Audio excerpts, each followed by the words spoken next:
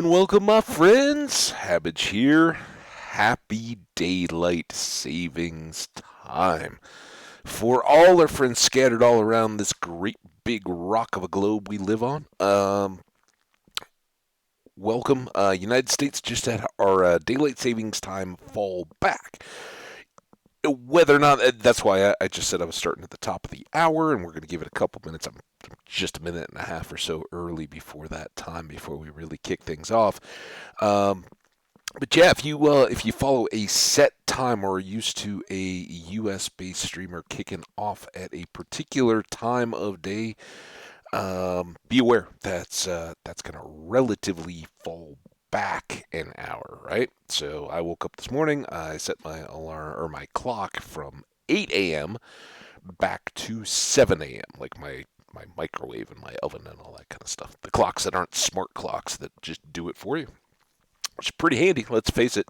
If you gotta do it, you gotta have it good to go. All right, well, there I am. So,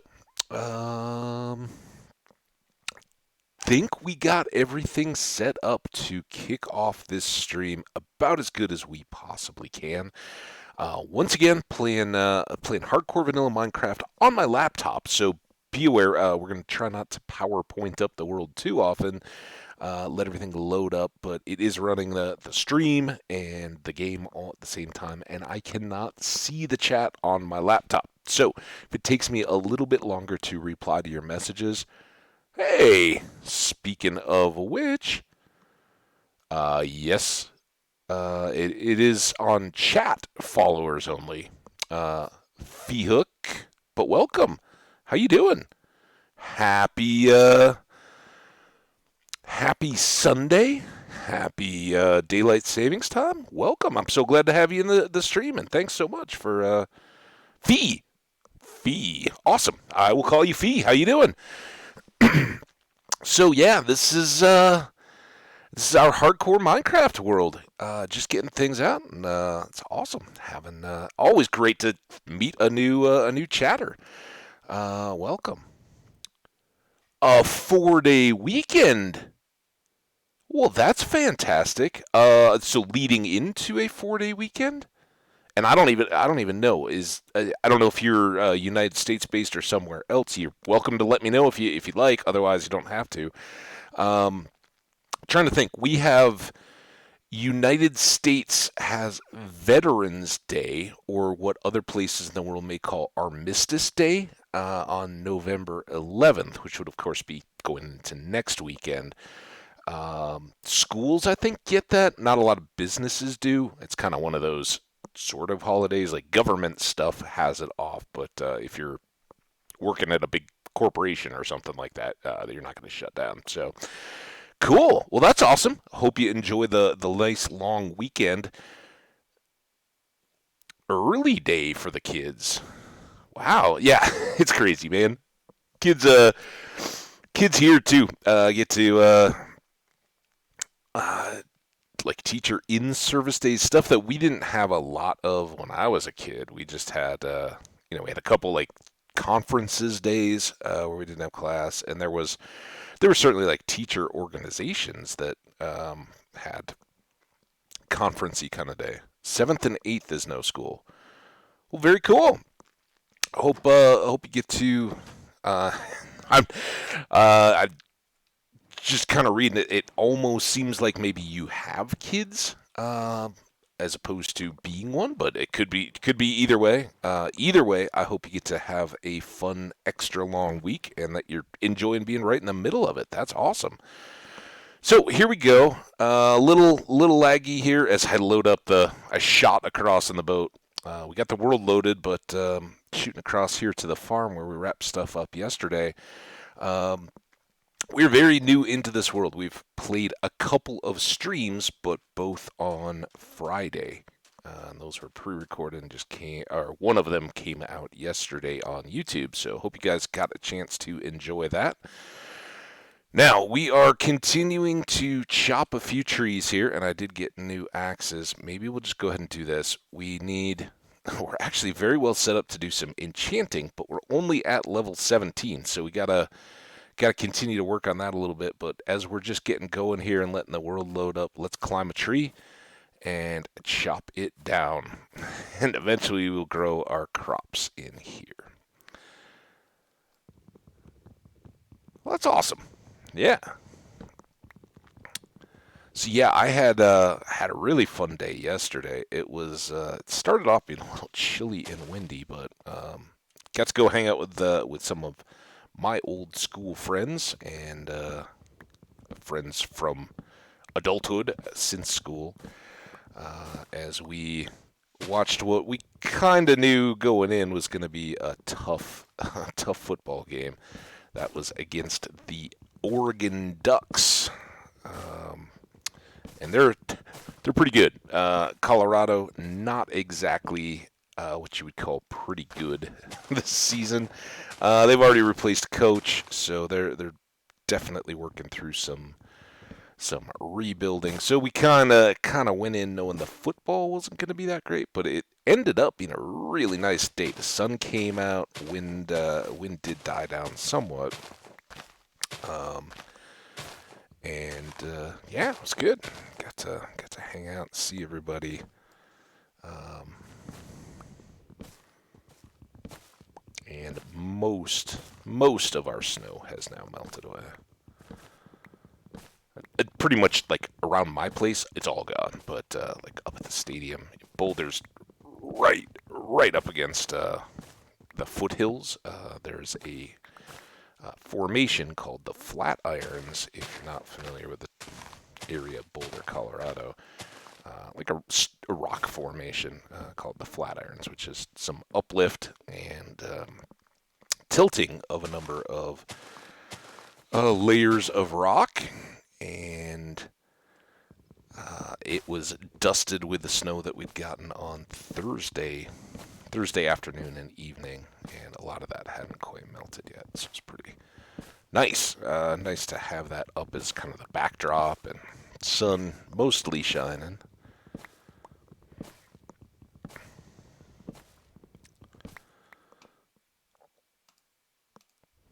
All right, now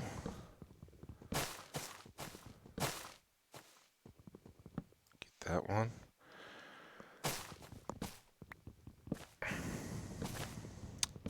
Sophie, are you a Minecraft player, or are you just kind of drop by? I'm curious.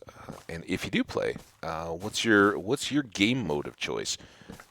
You like hardcore like this? Do you like creative, kind of doing the building stuff?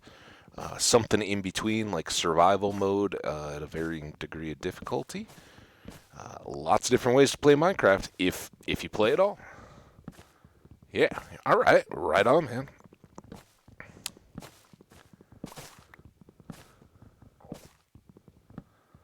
Absolutely love this game. All right, we're getting up on evening here. Grab all this. Obviously, our stone axes are not ideal here. A little nap. Hope no logs land on my head.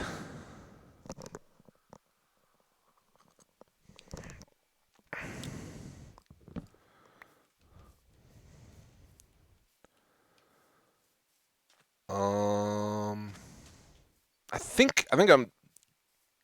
That one is very tempting. Obviously, it's got the good vines going all the way up and down. But we want to stay over here where we can have a continuous straight shot to get our farm laid out. This seems like a good side. Our first farms, right? We need to. Oh, that's a problem. Um, hmm. This isn't exactly fast, but I don't think there's a side of this tree I can go all the way up and down right now.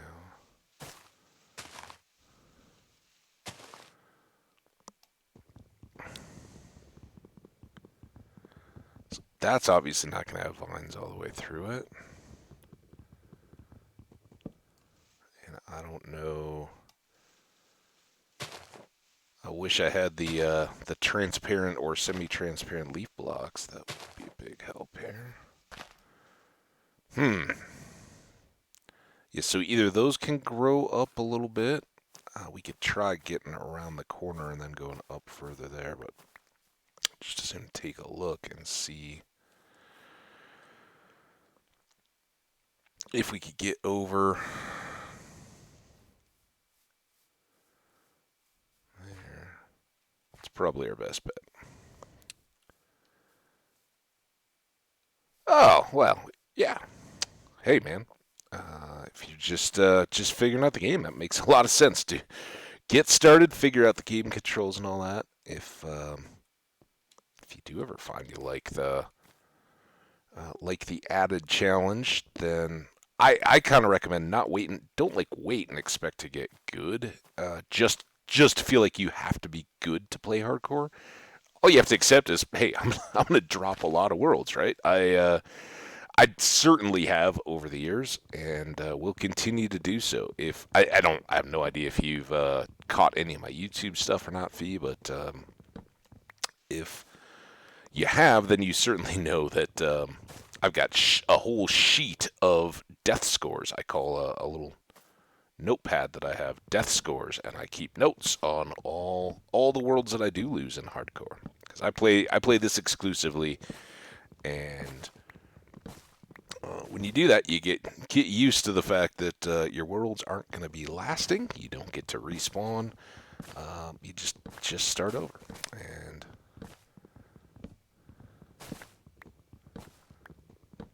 uh, at least for me though, the warning there is when I started, I was like, oh yeah, I can always go back to easy or normal or whatever difficulty. Um, but as soon as I got used to hardcore, it started to seem very very different once I would go back to survival.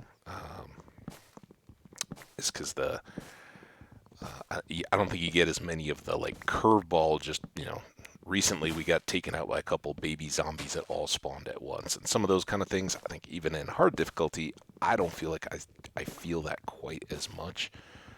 I think it ratchets up a little bit, but if you're figuring out how to make farms and machines and all that kind of stuff, then for sure, not having to worry about restarting to get back to it and just having to go pick up some gear or something like that. Absolutely. And hey, the best part is I'm not right.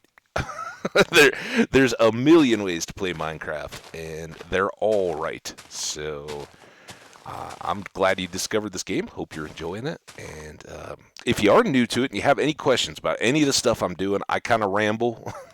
Get used to some sidetracks, some unfinished stories. I'm good at all that kind of stuff. But if you see me doing anything and you're wondering, like, why? What's going on here? Let me know. I certainly have played this game a lot, and while I'm no pro or anything like that, I have a little bit of knowledge. So I'd be happy to try to help answer questions or.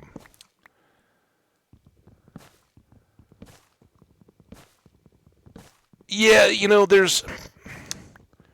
So I try not to get, I just want everybody to play and have a good time. And I know there's a lot of YouTube like kind of flexy back and forth, right? Like, oh, I got this score, or I survived this long, or this or that. And one of the things that you'll kind of quickly learn, or whether you care about it or not, or whether you stand on one particular side or not, there's a couple things, ways that streamers, content creators, YouTubers, whatever you may have it, like to track what they've done. So one is how many days have you been alive? This is day 35. We're just getting started here, so no big deal, right? But days in Minecraft play differently because right now, at least, I'm getting started, and you saw me. I just used the bed the other night to sleep. Some people won't sleep at all, and that crazy difficult. And when I start each stream, I spend a few minutes with the game loaded while I'm at a base or somewhere safe, so that the world can load up and um, the stream runs as well as it can from my laptop. Um, I'll show it. I will show it. For anybody in the comments or anything like that, you are more than welcome to load up this world. Um, if you do, please just understand if I'm hunting around for something, I want to hunt around for it. I don't want somebody to be like, oh, here's a village right here. You just missed it. It's hidden away, or here's the abandoned mine shaft. Part of the process is discovery, so don't screw that up. If I ever have anybody that starts to do that, then I'm gonna have to stop giving out seeds. But for now, I've never had that. I hope it continues. Uh, tab? No, now I gotta remember how to T V X Z C. Oh man, T. There we go. I said it. Seed. There you go. Seed of the world. And the name of the world is called Necrophagia, which is necro, Necro, phage, Phagia, I think. Necrophagia space taco. So you have to have the same name and seed. So Necrophagia taco and that seed should be good to go. So you can clip that. You can here we'll do it one more time. Just keep it up here for a little bit if somebody's trying to screenshot it or jot it down or anything. But yeah, feel free, guys. Load up this world, play along. You guys are more than welcome to have your own adventures too. Again, just part of the fun of playing in vanilla, no mods, any of that, is that you are playing in a hardcore world where you got to go find the stuff and play. So, not looking to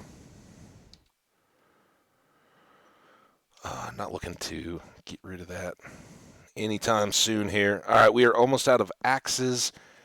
So, what we're doing with this space, since it's already pretty level ground, we are going to make farms that will probably start somewhere around this this bamboo and melon and go this way.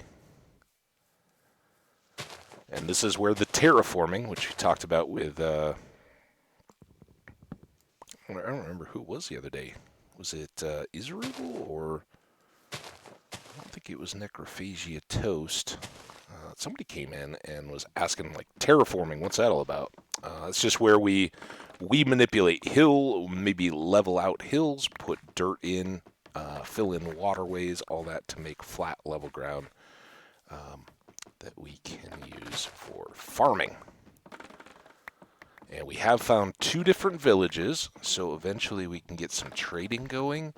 But basically, we're at the point where we just want to get our XP up so we can start enchanting what gear we do have. We've had a pretty good start.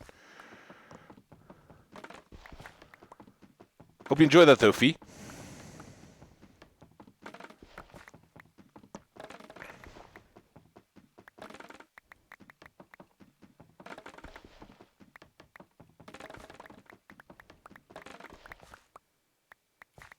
Yeah, I don't want that. I am very aware. You can preload a seed. You can see all the different biomes, and all that. Absolutely, yeah. And that's I understand. There are people. Some of my favorite content creators do that all the time. Shout him out, Jester Woot. Has a good modded Minecraft hardcore. A lot of the time, he does some variety. We all do, but he's been doing this a long time, and he goes through and pre-selects the worlds that he wants to play in. So, hey, there he is. Yeah. So if you want to load up this world and go play in it and all that, I'm totally down. And you could certainly load that in and find it all and come back and flex and be like, hey, I've already done this, and this. It's just not my preference. So, excuse the hiccups. It's what happens when you start your day with coffee and cantaloupe. Get a little hiccupy. All right, so we got some more wood. Oh, I forgot this. I forgot to put all this bamboo away. I'll drop that off in a sec. So we're just kind of doing this as we get going. I know everybody here in the states is like, "What time is it? What's going on?" The whole time change thing is so goofy. And as it does every Nah, no. Again, this is kind of the way that I play Minecraft. So, nah. I'm excited that it's coming out. I'm excited that they um, keep producing on the Minecraft franchise fee. But yeah, it just it won't be one that I'm personally hyped for to go in and play. I will look forward to seeing some of the content. Really, the two main games that I play in the channel or for YouTube or anything are Stardew Valley and my vanilla Minecraft, and then we've been doing some Dungeons of Dreadmore as well. So those are kind of the games that I gravitate to. Um, Excuse me, a little sip there. Concerned Ape, who made Stardew Valley, is in the process, and he's got no release date or anything like that. There's nothing imminent coming out, but he has talked up or is working on a follow-up game, which is not in any way a direct sequel or anything, but does have some similarities to Stardew Valley, and it is the oh man, now I forget what's the other. It's the chocolatier, the something something chocolatier. So I guess longer term for the channel, I think I'm hyped for that, um, and could have lots of others that I get excited for, but as things roll out. But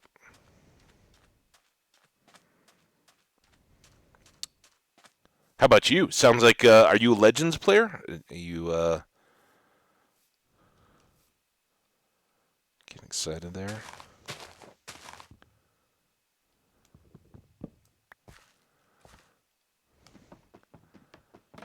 All right.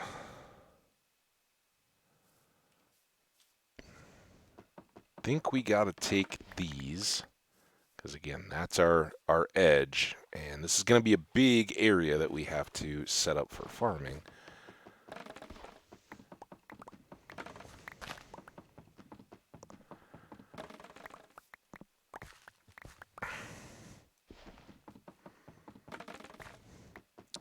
And I can't remember if Israel is hyped for any games or not.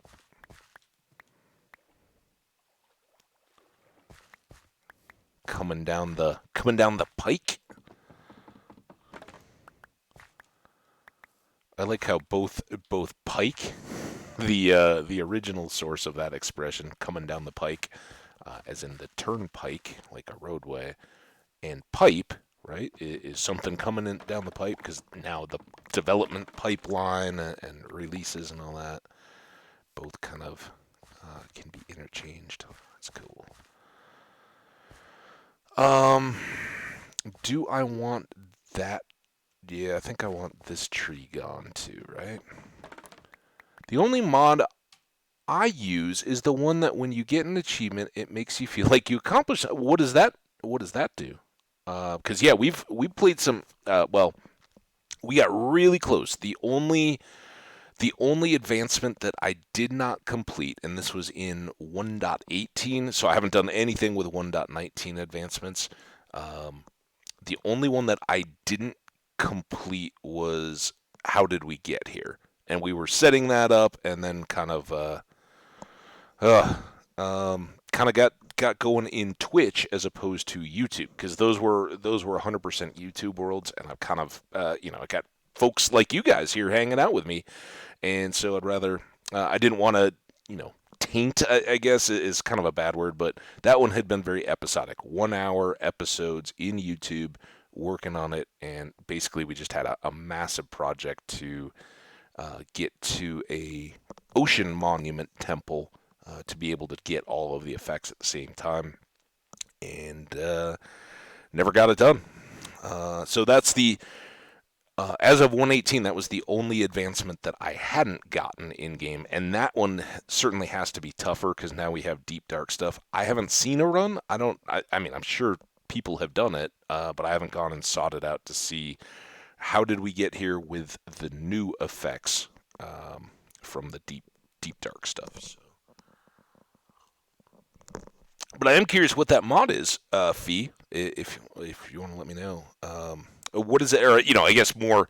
What does it give you? How does it make you feel like you accomplished something? Does it give you a reward in the game? Some kind of like a cosmetic or something? Or how? What does that look like for you?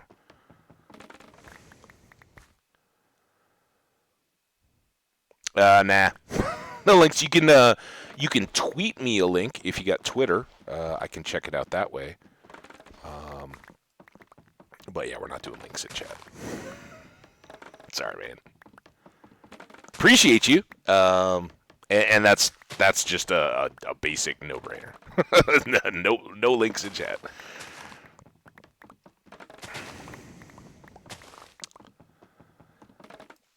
But you can either put the name of it in, and I can kind of go look at it, or otherwise, hey, that's cool. And in mad respect to you for being limited in the mods that you do use. I personally, clearly, this is 100% straight vanilla, and that's kind of the way I lean. But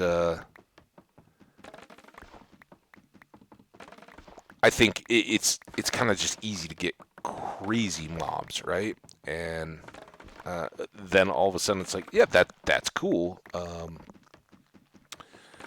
But you've changed a lot of look and feel in something that's right out there and available. So, advancement plaques, fabric. Okay, cool. I will definitely check that out. I'm very curious to see what that looks like. That sounds cool. Thanks, man. Now, I think this tree is growing into this tree. I'm a little worried that this one may have more growing out the side.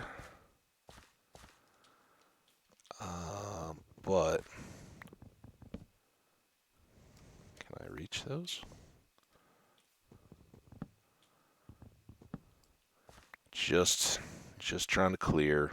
And yeah, we could light stuff on fire, I guess. But then, with my luck, there would be like one block sitting way up there. All right, so we've got 7. I think 7 should. Oh, one of those was.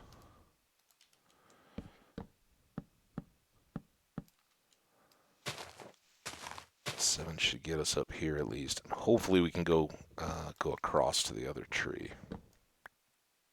Well, I kind of undid that a little bit. Non-transparent leaves. This is purely for performance. I am playing on a laptop, not a standalone PC. Little bit resource limited, and that's another good reason for vanilla. I want to show or remind folks that you don't have to have a super super content creators streamed high spec'd out system. This is Minecraft, right? You can play it with relatively little. I know the stream quality, it's kind of struggling a little bit. It's not my favorite way to go about this, but when things like PC issues happen, and we all know they can, I hope I didn't mess this up. Oh no. Do not decay.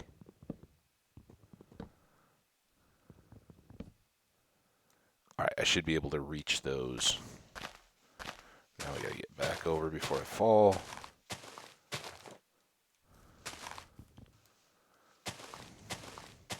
Anything else up above my head here? Oh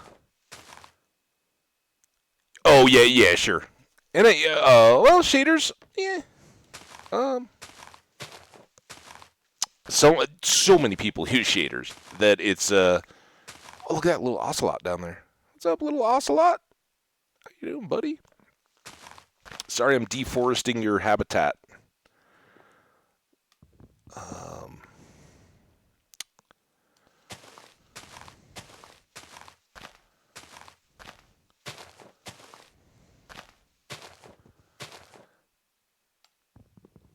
what was I going to say? Oh, first of all, yeah, I get it. That there's dependencies, right? I worked in IT for a long, long time. I understand like patch dependencies and all that. Very similar when you're looking at mods or anything like that. That you need to have this one in order to run that next one. It's kind of a familiar deal. Um, I just, again, shaders and all that. They're very cool.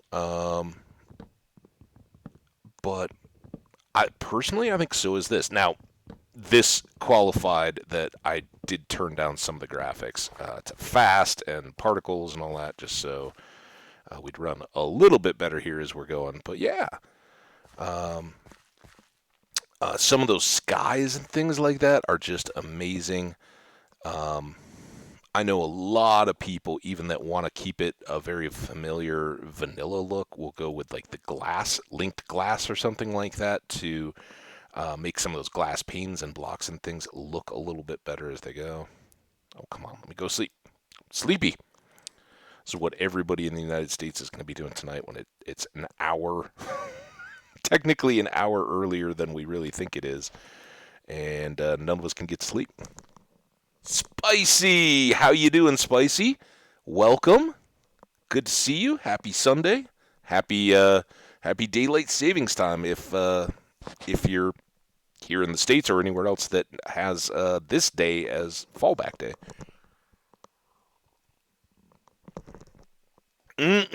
Coffee.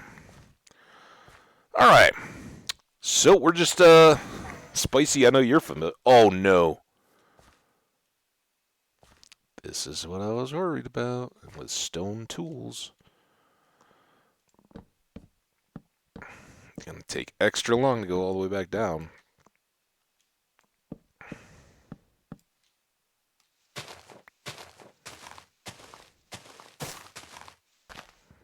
I don't know if this was a branch or a tree top, so I kind of gotta, while we're up here.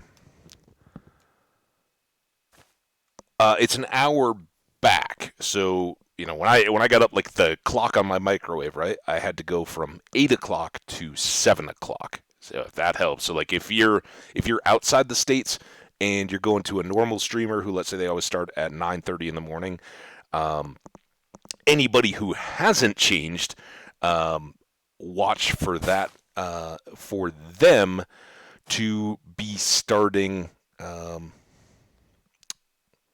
like an hour after, right? Because now 8 o'clock is bright and sunny outside, whereas a day ago it was less so. Something, I don't know. That's where it gets confusing. But yeah, we fell back an hour overnight last night. So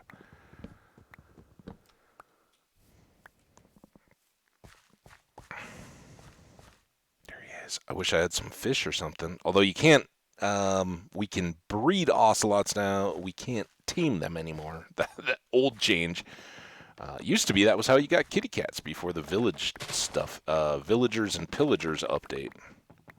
Was that maybe 15? 14? The bees were in there. I think 13 was the water, right? The aquatic update. And was 14 village and pillage, 15 bees.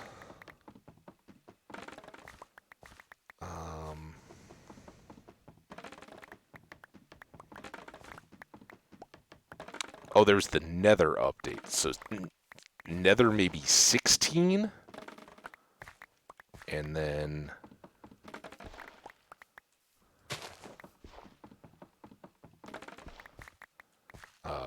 Cliffs and Caves parts 1 and 2. Swamp.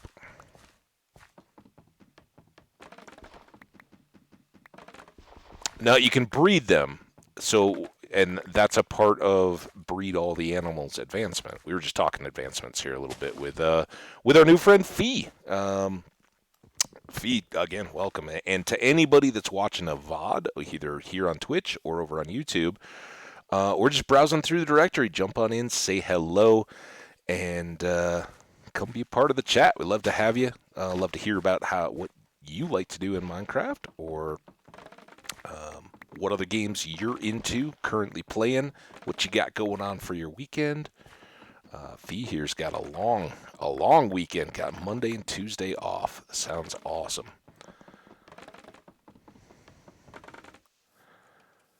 Oh, we are full. That's what the bamboo does. So all the way back over to here. Sorry, Ocelot, I'm going to scare you. Go.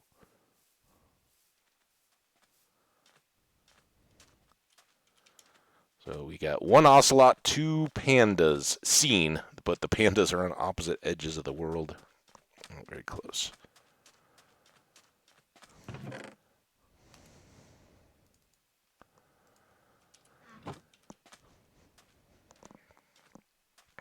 I know this is a little ways, but eventually that will make sense as more and more of this goes away to farm development. We'll keep that grove for a bamboo farm. I can just chop it right there. That way, all the scaffolding we could ever need right there. All right.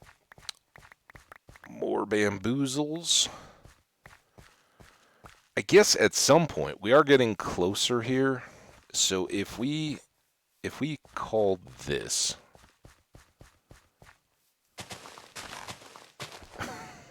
sorry, dude. I feel like I'm just teasing him. If we make this is going to be our corner. Right? So then this would be the first 1, 2, 3, and then this would be a water channel. 1, 2, 3, 4.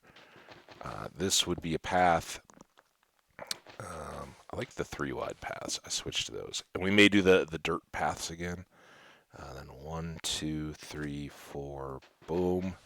1, 2, 3. Hey, let's get a shovel. I'll grid this out.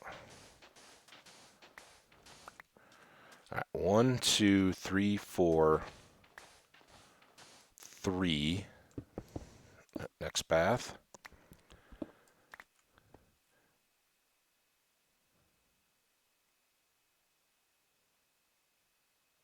You have the oh, yeah.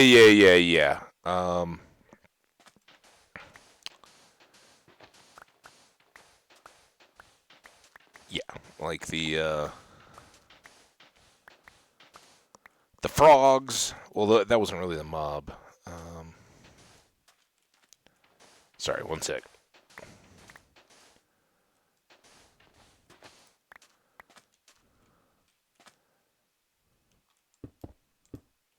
There you go.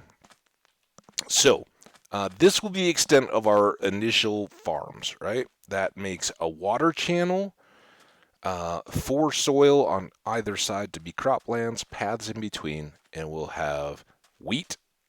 It may be different orders, right? But wheat, beets, melons, pumpkins, carrots, and potatoes. One of each, and they go a full 64 blocks from where we're going. So we can actually count this out. I think this will work. Yes. Oh, well, not really. That's 4. 5, 6, 7, 8, 9, 10, 11, 12, 13, 14, 15, 16, 17, 18, 19, 20, 21, 22, 23, 24, 25, 26, 27, 28, 29, 30. 1, 2. I'm sure nobody likes the counting stream. Hopefully we'll only have to do it once then. So 32 more. 2, 3, 4, 5, 6, 7, 8.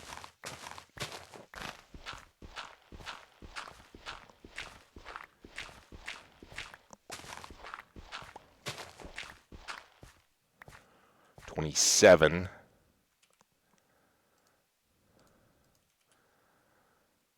28, 29, 30, 1, 2.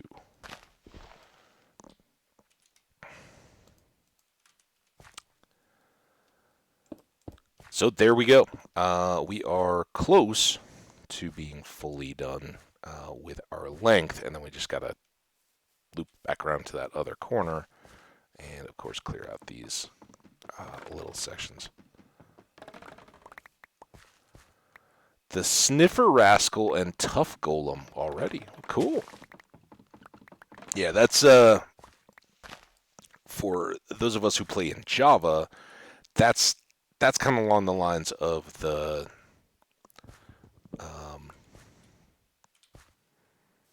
playing the snapshots, right? Before they release, you can get out there and look a bit in advance. That's I personally, again, laptop and all that. I'd rather have them work out as many of the bugs as they possibly can before I'm going to play it. So I just wait for the release. A long life, I've very much learned to be patient. That stuff's going to drop when it drops, and then we'll all get to enjoy it, or I will. So, yeah. All right. Now, I do wonder if we're going to have to dig and replace. Can you hoe Podzol? Anybody know?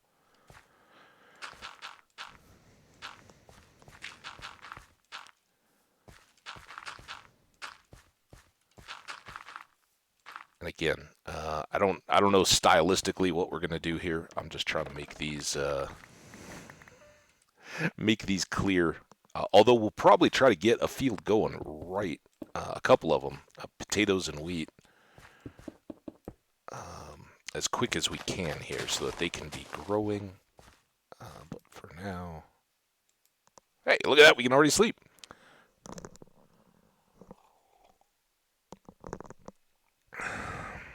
Well, yeah. I mean, we're spicy, or we are. The base is right back around that tree, so we've just come over here to work on the farm area.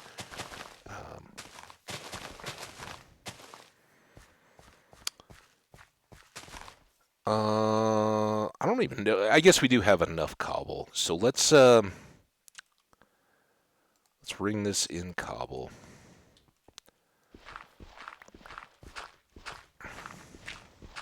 Get this outer edge set. And then I think in all that sand area, going back towards the...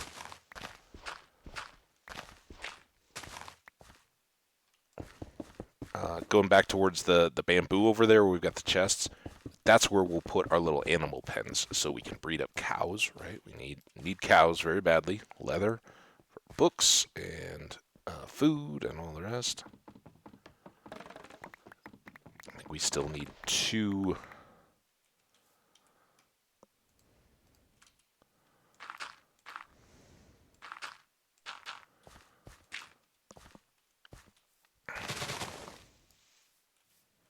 two more bookcases, one more functional bookcase, and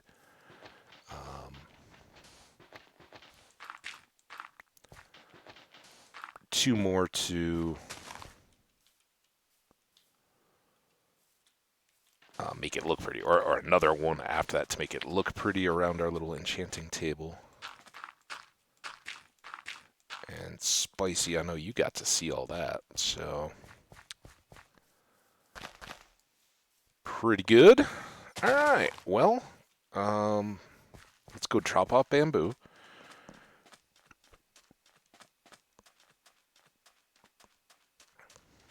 So yeah, all this area, cows, chickens, pigs. Chickens, though, we got to be careful with. I've talked about it before. You come back and find an ocelot sitting in the middle of your chicken pen, and they're all done. So we have to make a chicken coop so that it's protected. The ocelot can't jump in there and eat everything up.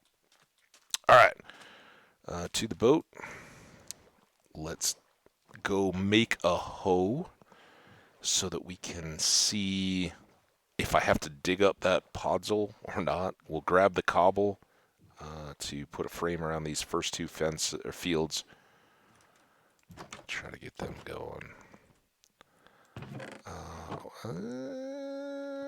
Let's hope we don't need that.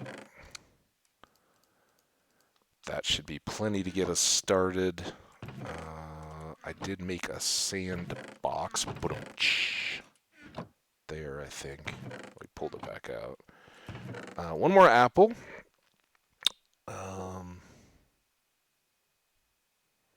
I don't know if we really need these yet, but why not?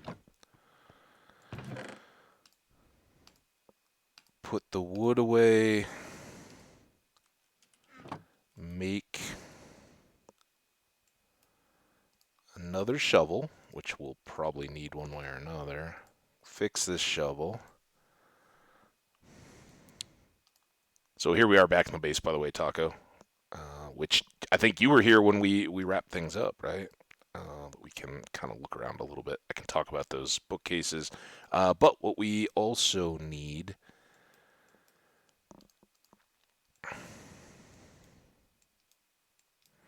are those. And since we're here in the jungle, actually, how much? Let's see what this does for us. Yeah, there's plenty to get us started. Here, we'll do just enough so we have 2 stacks. And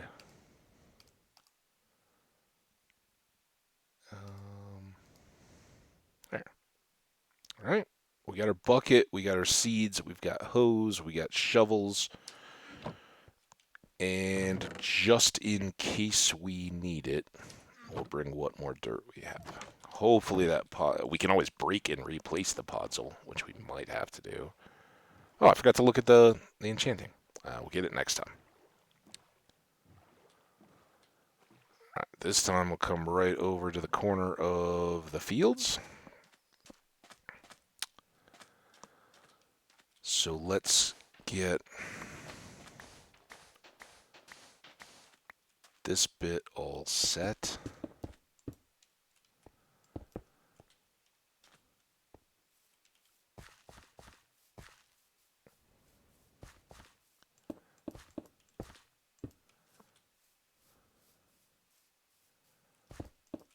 This. Dig out the rest.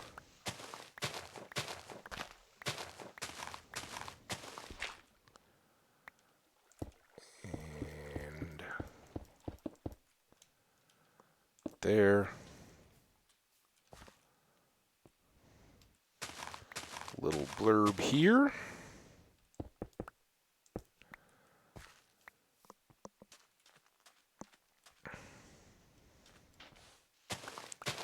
Blur back down this way.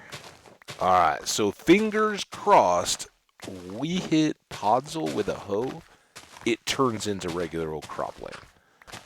I don't think I've ever had a reason to try it, so I don't know if that'll work or not. But if not, then we got to dig the podzol. It will turn into dirt blocks when we dig it, and then we just replace it and make the fields.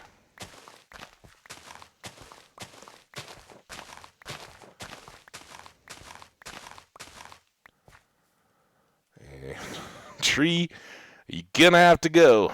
Sorry, buddy. But we can get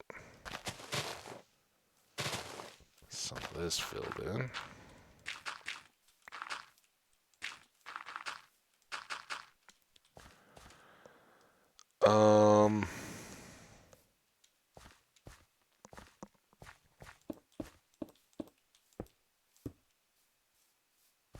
Just a little gap here.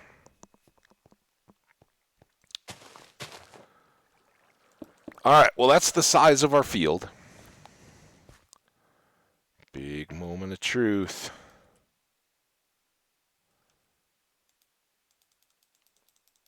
That stinks. All right, well, we got some digging to do. So before we put in the water, we will just do this. And it's kind of just a neutral because each time we break one of the, without silk touch, every time we break one of those, it just comes back to soil, dirt, and then we can pop it right back in again. But we can't turn those into irrigated cropland. So, which I guess it makes sense, because if you guys didn't know, pine needles, which this podzol is kind of that decaying mass of pine needles and leaves and all that other stuff that would line a forest floor or jungle floor, but it's mainly decaying organic matter as opposed to just straight up dirt.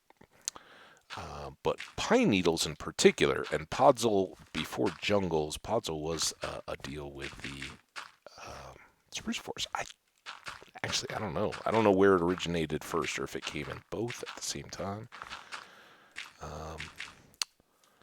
I've always kind of thought of it as pine needly, though. It looks pine needly, right? Like pine needles. And pine needles are very acidic, so they would be bad for raising crops in if you were doing it. So that's how I'm justifying that we have to spend this time.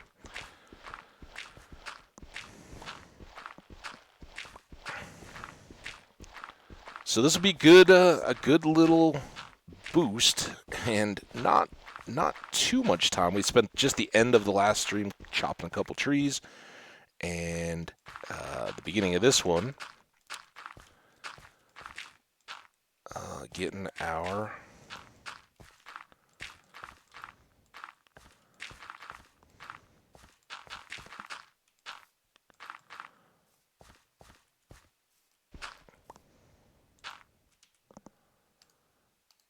field laid out. Good place to be.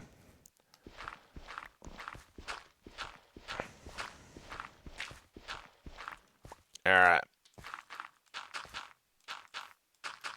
Now, maddening as it is, because we want to get or I want to get this field done really fast. It's almost nighttime. We got to get this edge so that when I fill this little irrigation canal up, it won't it won't be a hassle as we're trying to clear the rest of the podzol. I'm just gonna do this strip.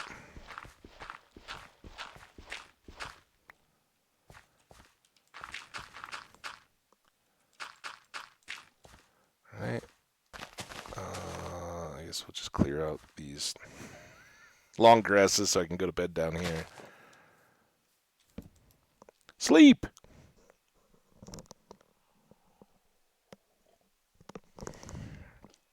Oh, and Taco, I don't know if you care or not. I did pull the seed on this one. If you care to load up the world, you are more than welcome. I know I don't have to tell you. You've been around through all the Stardew and all that. You're more than welcome to load up this world. You do have to give it the same name and seed, so it's got to be Necrophagia Taco. And when you do that, you'll be able to... Oh, man. I wasn't counting on this being quite so... How deep is that?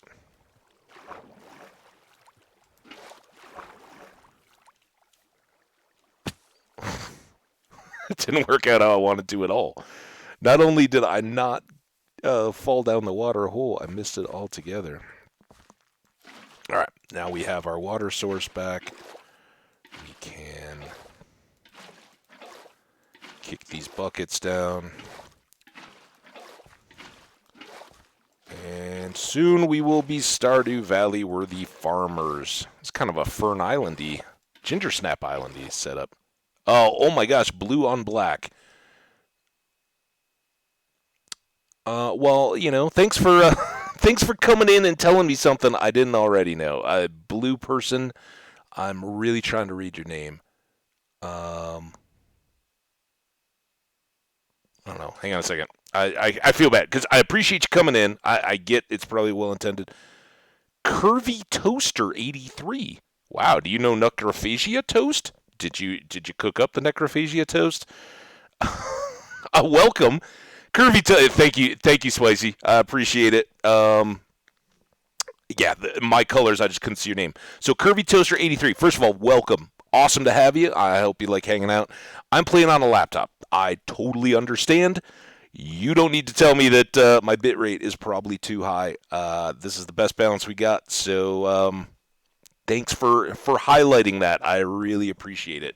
Um, every streamer really wants somebody to come in and tell them what's wrong with their stream. Anyway, that being said, I appreciate the well-intentioned feedback. We're on a laptop. The PC has had a year's worth of issues and is not stable. So, yeah, if that drives you too crazy, I very much want you to hang out and feel welcome.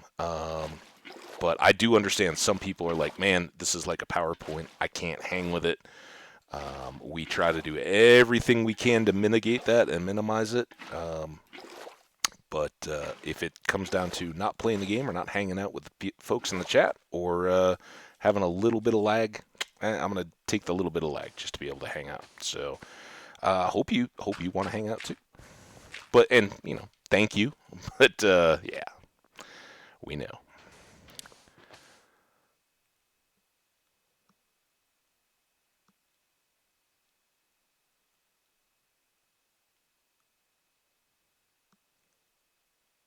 Yeah, and so huge caveat there too, because we talk about it a lot. I am prone to making mistakes. The audio side is huge, and I have definitely. Israel came in here yesterday. If Israel is cool, still hanging out, came in here yesterday and was like, "I can't hear you," and I was like, "Oh crap." Maybe I don't have because my headset mic has a mute button on the cable, and the stream I can mute the mic too, and it wouldn't be the first time that I'd um, forgotten to have audio covered. So I do appreciate people looking out for me. It's one of the advantages of having a live chat, and it is why so currently, because I'm on a laptop, I can't see you guys in Stream Manager. That's why I had to switch over and look at your name, Curvy Toaster, and then switch back. I have the game up on a TV, so I see it, and I see your guys' chat and all that. They're a little bit even more delayed for me because I have to watch that come back like a viewer and then reply to it. But it's it's muted or just no volume, so I don't know the audio stuff. I can be playing along here, and I'm like, oh, I had no idea. I also used to fall into the trap of like opening a notepad or something like that and showing it on stream, and then going back to the game and not even being aware that I'd left it up in front of the screen. That was more in the YouTube days, though. So I do appreciate it, and I'm sorry to, like, hey, it's a first-time chatter, welcome, and by the way, get off my back. It's just kind of, you get a lot of people coming in that are like, oh, I want to nitpick a stream and tell you how inferior you are. That bit gets a little old. So thank you for the well-intended feedback. I appreciate it, and I want you to know you are incredibly welcome. It's awesome having you here. And I hope it's not. I hope it's not too fingernails on the chalkboard for you, because we're just trying to get by. And someday I'll have an update on the PC situation.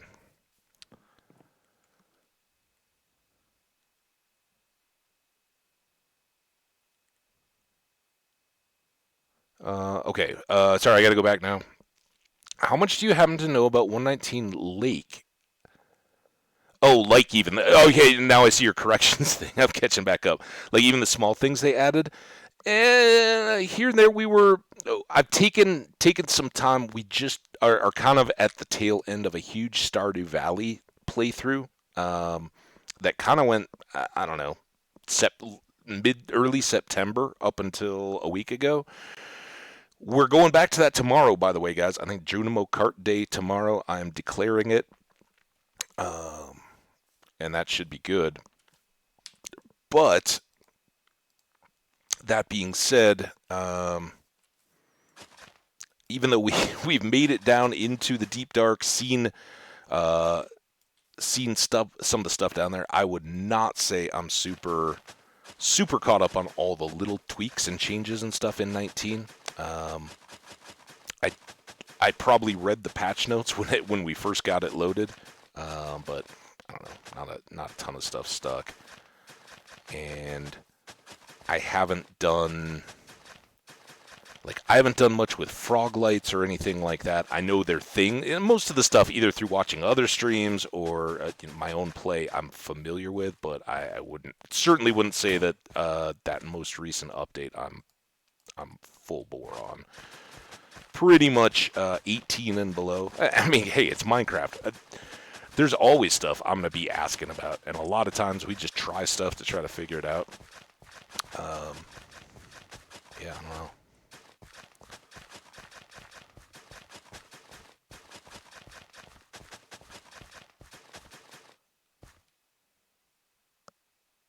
Oh, a little water and some dirt. Yeah, we actually have some mud too.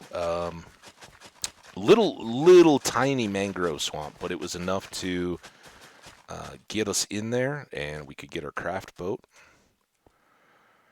All right, so I think we can get the two of these guys done.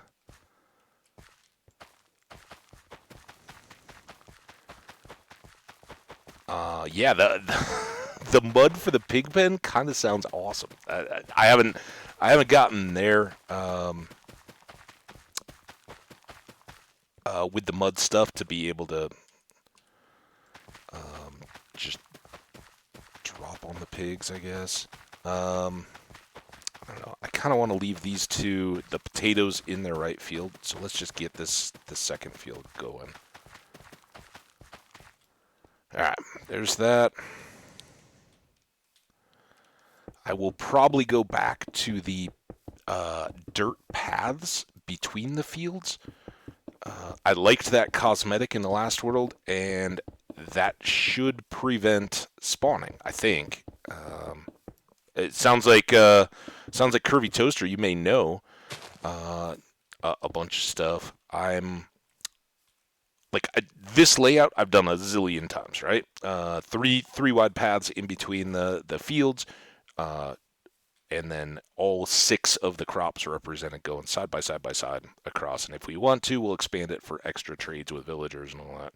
Just getting things going here as we start up. That being said, in my last world, to prevent wandering traders and pillagers and all that from spawning right in the middle of my crops and crushing my melon vines and all that stuff, I had put in dirt paths, which changes the height, right? If you've ever tried to get villagers in a boat and gotten down on a path and then tried to go back up, it's not a full height. So I don't know if mobs or wandering traders or anything will spawn on those dirt paths or not.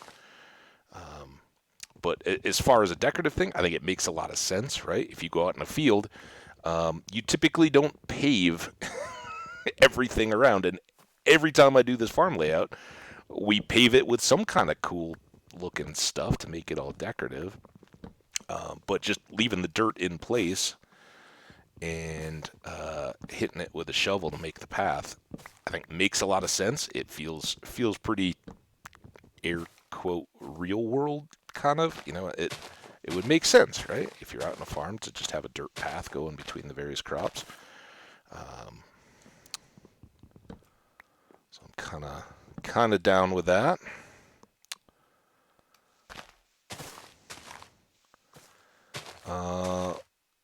Unrelated, but if you ever get honey from bees, you might have honey blast.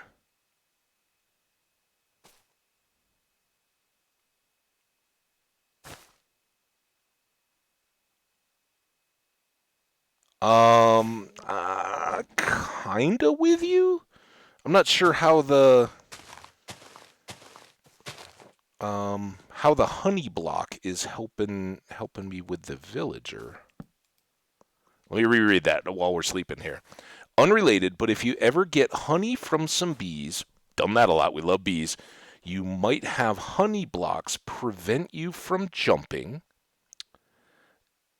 and so you can trap a villager in an area without having to make it 2 blocks tall, and you can make a stall look nice without having to make the preventative measures. Curvy, that's awesome. I don't know if you've seen any of my old worlds, either on Twitch VODs here or in YouTube or anything like that. Um, I might recommend there was a. I don't even think it was titled as a world. It was the last two Minecraft videos on YouTube are called Necrophagia Taco. That's this world, and then there was a world before that called Ostrich Eyes, which we lost, and was that the baby zombies? And then the one right before that I had built offline quite a bit and brought people in to see it. That's got my big village, the Logical Geek Boy villager breeder system, and I'd already pulled some out into houses. I typically try to do those, kind of as a decorative build, but I'm not sure what the honey is, and that's where I like to. Like to understand mechanics, so I'm not sure what I would be doing with the honey to put it into a stall and where the benefit is there, I guess. But I'm curious. So yeah, I'm kind of a logical geek boy build proponent. I love his videos for the instruction and all that kind of stuff. They're pretty cool. I think he does a really good job of presenting it and presenting all the game mechanics behind why he makes a farm the way he does. So I like to support him in that. Shout him out on my builds, and I think they're easily then wrapped in creative building and making things look good. Oh, it's a big old tree. Come on, tree. Kind of, kind of ready to be done. We've got an hour here. Love to get onto some other stuff in the world. Maybe start going downward. That's how we lose worlds, but also good to go. We have done no XP, and we still need to produce experience to get our enchanting cranking, even if we're putting that low level on tools. But we need at least 30 levels to get those early enchants going, right?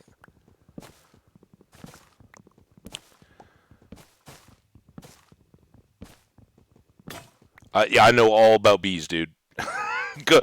Trust me, on some of my built-out deep worlds, we'll have a whole farm section here that is two-sided bee.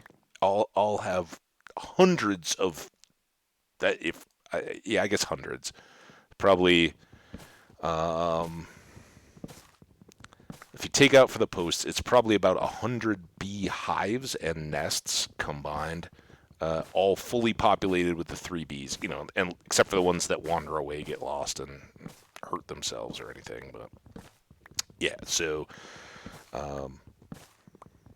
call it 300 bees on this farm, just for the plant pollination, if nothing else, right? The free bone mealing of all our crops. So yeah, we love bees, but it was the honey block bit I wasn't real clear on.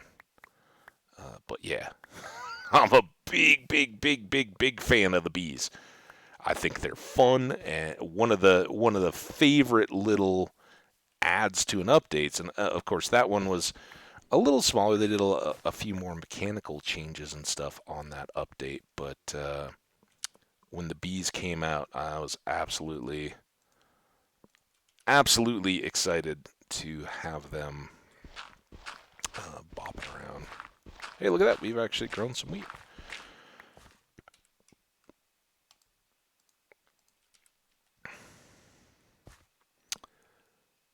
Yeah, no, just the honey and the villager, whatever you were talking about with the villager stalls. That's what I'm not. I've never used honey with my trading villagers, so I'm not sure. Not sure how I would want to use honey to help them out, or where the protection or whatever comes in there. Just kind of curious. Always, oh, oops, always good to learn.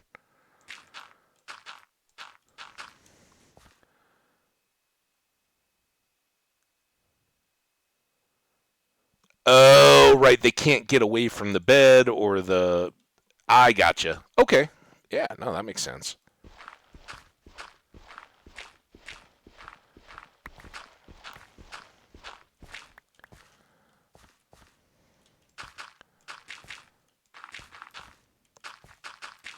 Oops.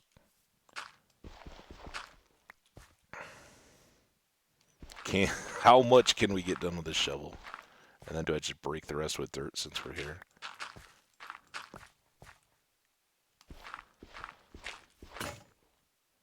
I did put a crafting table over by the bamboo boxes. We do have some sticks. All right, let's go do that. And arguably, it might be faster to jump in the boat. But I remember putting this here and being like, I don't know why I'd ever need this again after we made all the chests. Now we're going to use it. 2 more shovels.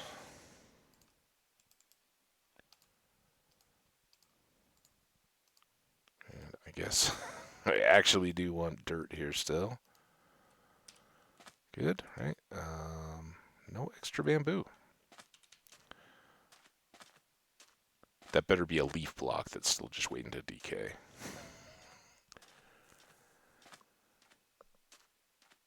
Well, I saw the stuff like the Minecraft Live mob vote announcement and all that kind of stuff.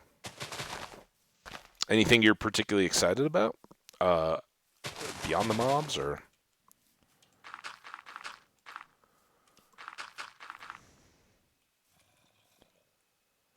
Right. Yep. Yeah. I worry about them dying in the process. So we'll still try to figure this out, but now we can use the rest of these hoes to set up potato farming. And if we can go track down a carrot, all the better. I think we'll go back over to that village we discovered. Taco, you were here when we got the. Um,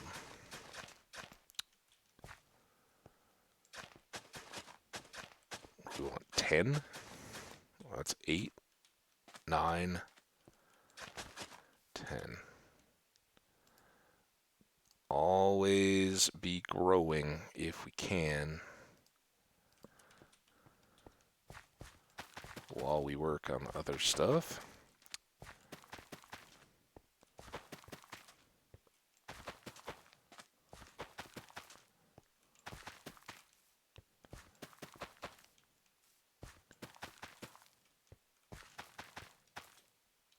Beautiful. Um, Hanging signs and bamboo wood. Oh, nice. I'd like to trapdoor, to be honest. Also, the raft-looking boat. Awesome. Cool. I will. Yeah, I haven't. Like I said, I kind of just get the value, extend in the fact that they'll be working on the next update, or already are while they're talking about this one. So that's awesome, though. A rafty, like a kind of a base boat thing. I'm guessing 1, 2, 3, 4, 5. Boom. 1, 2, 3, 4. 1, 2, 3, 4. 1, 2, 3, 4. So the 4s, and then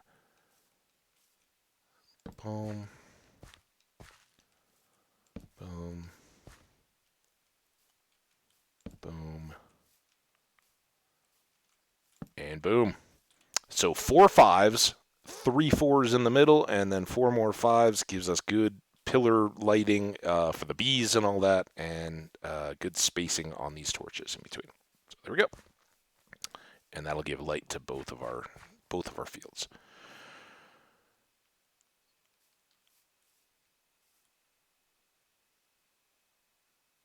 Oh, cool. So it's basically just about just cosmetically different. That's kind of cool. I'm always down for more variety with stuff like that. That's kind of cool.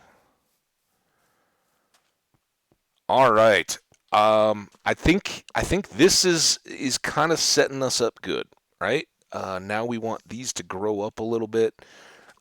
We've done a bunch of work, good work, on our farming setup. Oh, I guess it's almost bedtime. I should finish hoeing this so that we can consolidate down these hoes,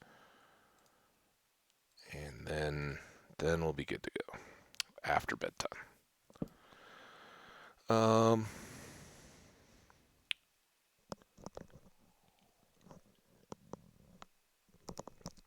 oh, I love that. That what you just typed up there, curvy toaster. Uh, so they're added for folks who may be watching the VOD and can't see the chat stuff. They're also adding chiseled bookshelves, so you can manually put in 6 different books that you want, allowing you to make a library instead of just putting a ton of books in a chest.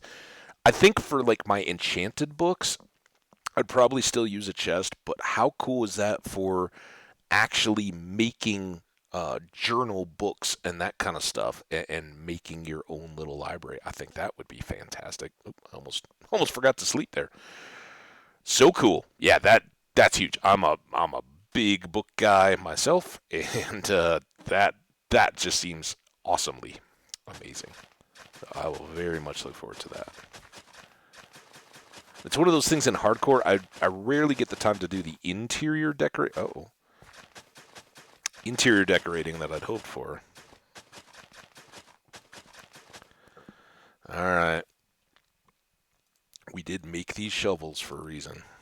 I just forgot.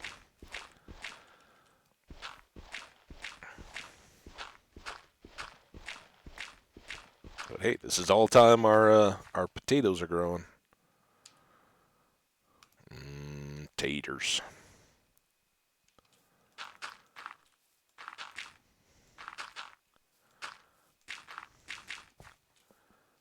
There we go. All right, a little bit more here, and we will be good to go. Uh, the only thing they have to do now is make a way of discerning the different types of enchanted books, like giving them properties of like a fire husband would have a flame around it.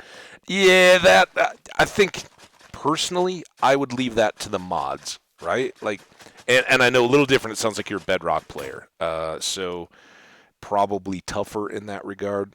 Uh, that starts to get a little overhead for me. I love that this is sandbox, that there's no right way to play, and it's I guess it's a whatever rant. To me, it's kind of like Lego, right? Um, Lego is now so much about the licensed characters, right? Like you go buy a Lego set, it's always a Star Wars or something tied into a something that they can get some licensing out of, and cash in the market. Minecraft Lego, right? And all that stuff's cool, but it does take away a little bit just from the here's a big old box of Legos. Go build something of your own. And sure, you can break apart all your sets and all that, and that sucks. But when you paid like $200 for a Lego set, you really want to keep all those pieces kind of together, right? All right. Yeah, I guess, but you could, the way I would see that is you could put a sign above a bookshelf and be like, "This is the fire books," like a library or something like that. Sure, the individual books aren't going to have spines. Um, each of those wrappers, right? Enchanting a fire book and making it glow red. Um, every time that they then want to put in another enchantment or something like that down the road, they've got to do extra development cycles. That's how games get big and bloated and clunky and all that. And I hope they don't.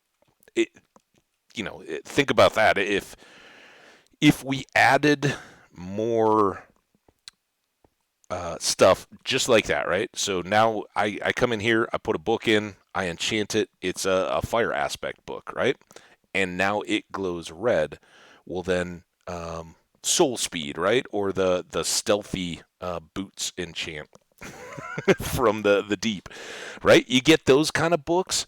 Well, now every time that they do an update, they've got to go through and figure out, all right, now we need somebody to, spend a day, right? Like one employee, one day of developing up, all right, what's the color going to be? How does that balance with everything else? All that. I don't know. Those are the kind of things I'm like, let's not get too far out. But I think that would be very cool. I would just put a sign up. Um, in my library, if this was one of these carved bookcases, have a sign above it. These are all fire. These are all blast. These are all falling, or that kind of stuff. I don't know. But again, I guess for me, I think I would just throw my enchanted books in a chest and then dump anything else. But for like the hermits or people like that are doing multiplayer and interacting with one another, I think it would be really cool for shops and things like that. There, you're right. Um, yeah, we'll see where they go with it. I have not been disappointed by um, all the ways Minecraft has been grown and developed here recently. So more power to Microsoft. A lot of times, big companies get in and can't get out of their own way and screw stuff up.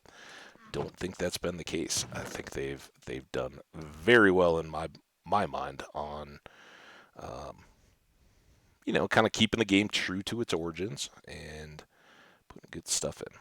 All right, full torches.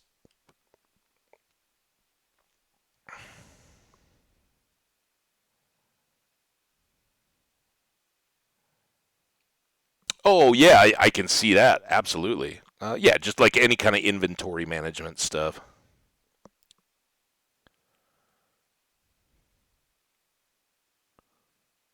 Hmm. Yeah, I having not played with it yet, I look very much forward to that. Because like here, so this is our enchanting room. We're gonna get two more bookshelves, then we'll be at full. One more will get us at full power. Another one will just look better.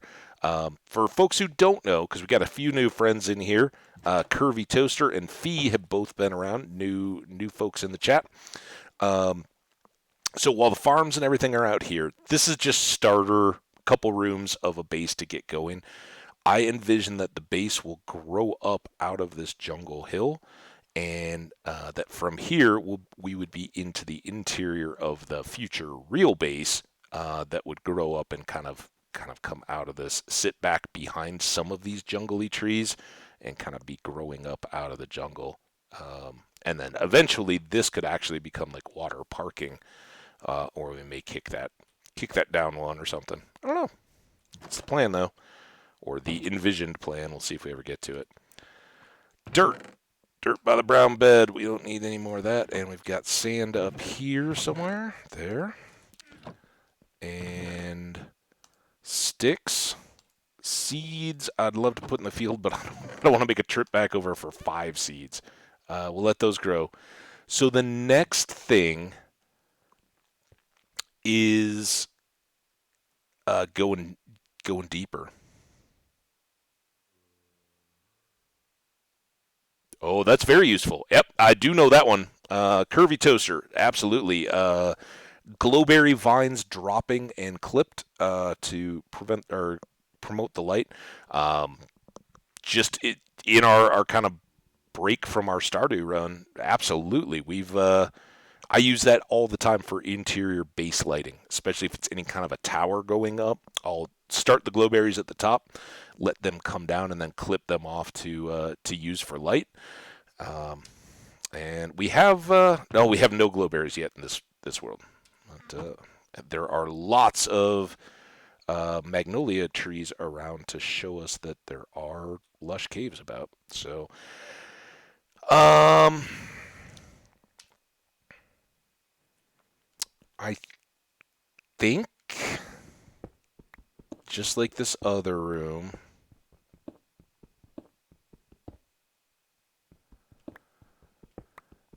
For folks who have been around Taco, I don't know if you're here, but I know you've seen me use it.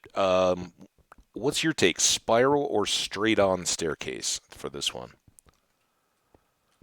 because I'm down for either. We might just go straight.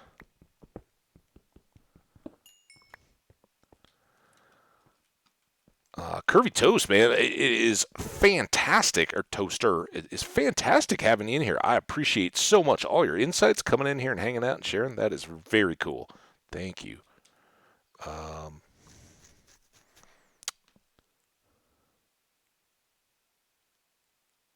yeah, Taco and I go way back, and a lot of times Taco is lurking. We'll go. We did the spiral. I like the spiral. We did die. Ooh, we got a monster. Uh, I think straight stare is quicker. We haven't done it for a minute. Let's do a straight stare. So what I'm gonna do is put one of these two remaining doors up just to protect us from below. And this little coal will be our starting spot marker.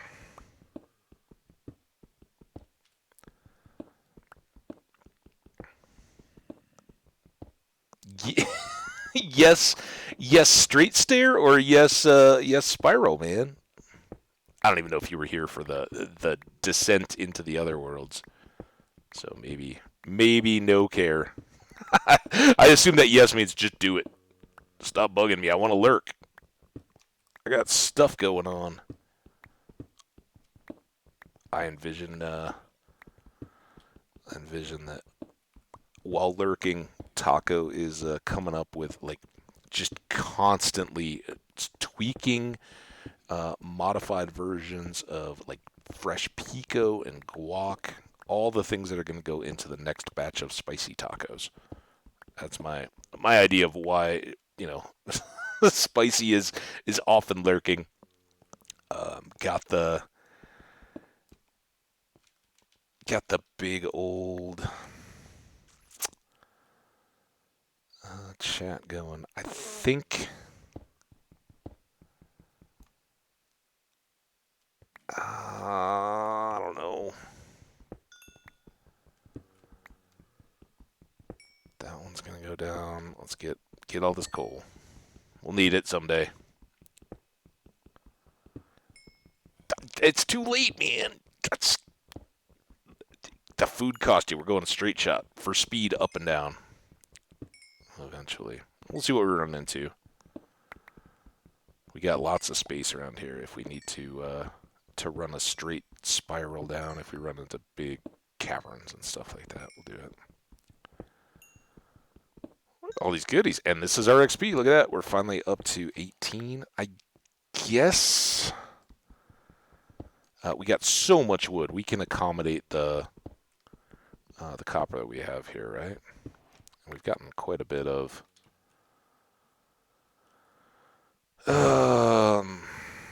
coal to cook it. Could make the raw copper blocks too. Those are kind of fun to build with sometimes.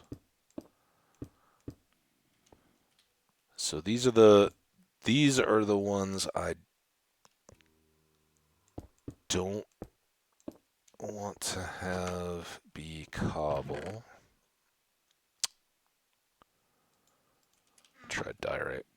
Whatever I pick, it will be something different. And we may pretty up the whole stair complex here eventually.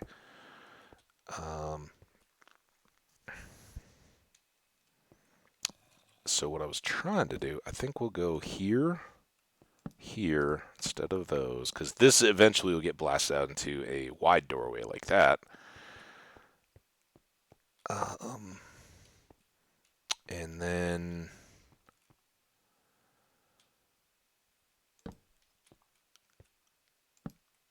I think we'll see how this plays out. All right, so when we hit caves, we've got adventure. When we don't, we're getting resources, and we are close to home. We've got stony shores and all that. We already hit those pretty hard for iron and coal.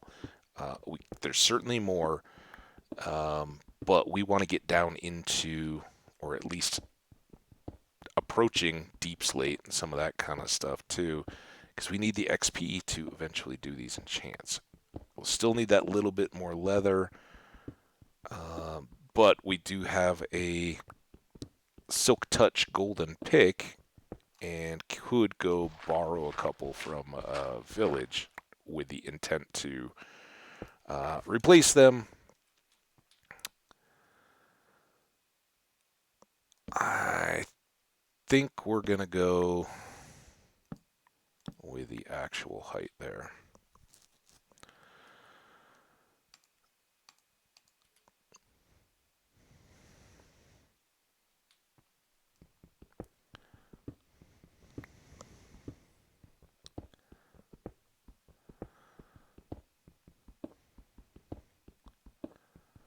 And yeah, narrow single one. If you're looking to expedite this process, go with a one wide stairway. It doesn't have to be this tall.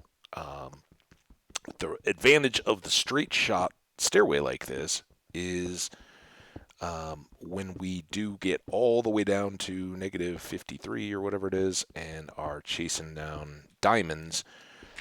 If we make storage and all that deep underground, then straight shot stairway until we get water elevators is the fastest way to get up and down, instead of having to wind our way all the way around the spirals. I've already got a Badlands. Just kind of straight this way, a few hundred blocks, kind of on the opposite side of my spawn. Favorite biome, and it's kind of, well, I haven't really explored it yet. It looks like it may be fairly small, but yeah, that is always a good find in my worlds. Big fan.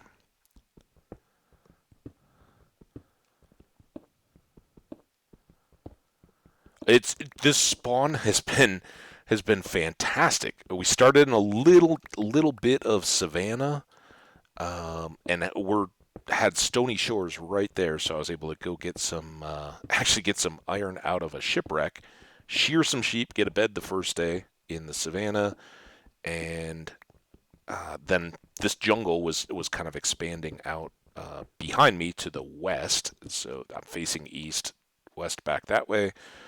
Um, so very quickly we found the spot that looked like a great spot for a base. I've got easy access to a bunch of oceans, which has let me do all the exploring I have pretty easily.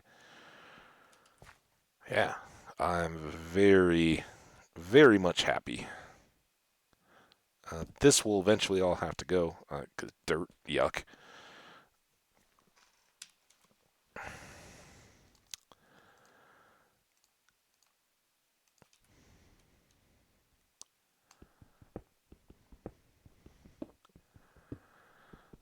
But yeah, getting now what I didn't bring back were any of the mangrove papagoolies or whatever they're.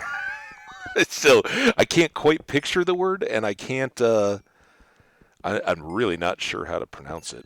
But the papagools or whatever they are that start the new mangrove trees. I didn't grab any of those, which was probably a huge oversight. Why didn't I? Because we made the chest. That was dumb. Maybe I did grab some. I hope so. Mangrove is not close, but I didn't grab any of the mud or anything either. We were just out exploring around. All right, so all of you can get backfilled, and if you're following along, you can leave these one highs. Nothing will spawn in a little one by one area. Even the baby zombies need to have 2 blocks of clearance to spawn, so that's safe back in there. I just don't like the noise of finding out you have a zombie or something living in your walls and it's moaning and groaning and all that. It would be fun experiment for someone who's never played the game to start out in one of the other versions and every couple days or week update the game to another major version.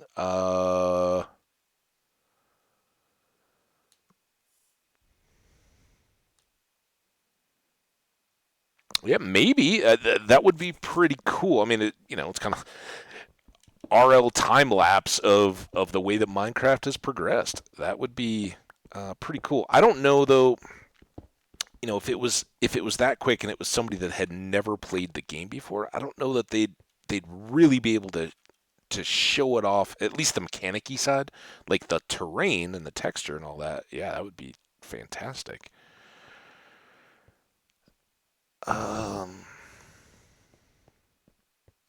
so here, let's sleep once. Keep the phantoms from coming. Now, I did not see any gold mine or anything in the little bit of the Badlands that we've looked at. And that could be a bit of a while coming. Oops. 6 seems good. Go through a few of these. Hopefully we get a cave here pretty quick. Although, kind of, I hope not. Anybody who's played knows kind of the balance here. If it was just me all by myself, I don't want to cave at all. I just want to get a straight shot, no issues, all the way down through solid rock and get down on diamonds and start hunting for them.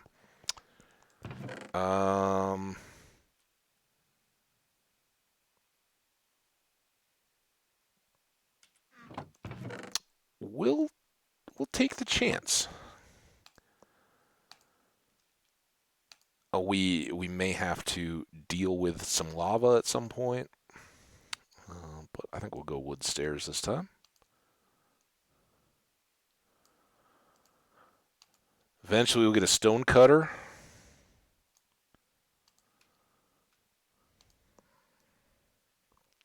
Oh.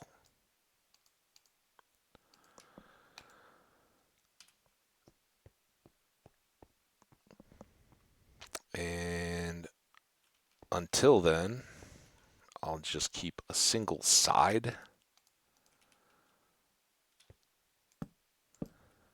going here.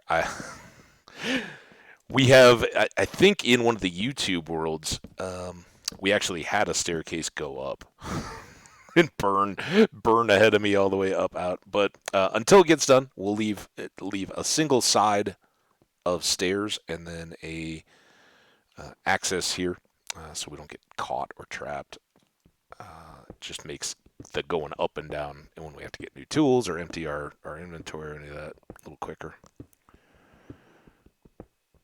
But yeah, I think you're absolutely right. It would be a blast to explore any way you can showcase or get the reactions of people seeing all the new different versions of Minecraft. I think that would be really cool.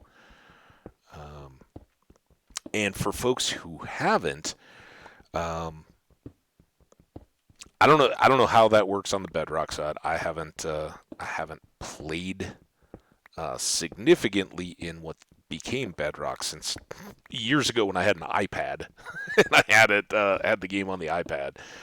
That was the last time I really did any derping around, and it was never serious. Maybe like a total of 2 hours playing non-Java Minecraft.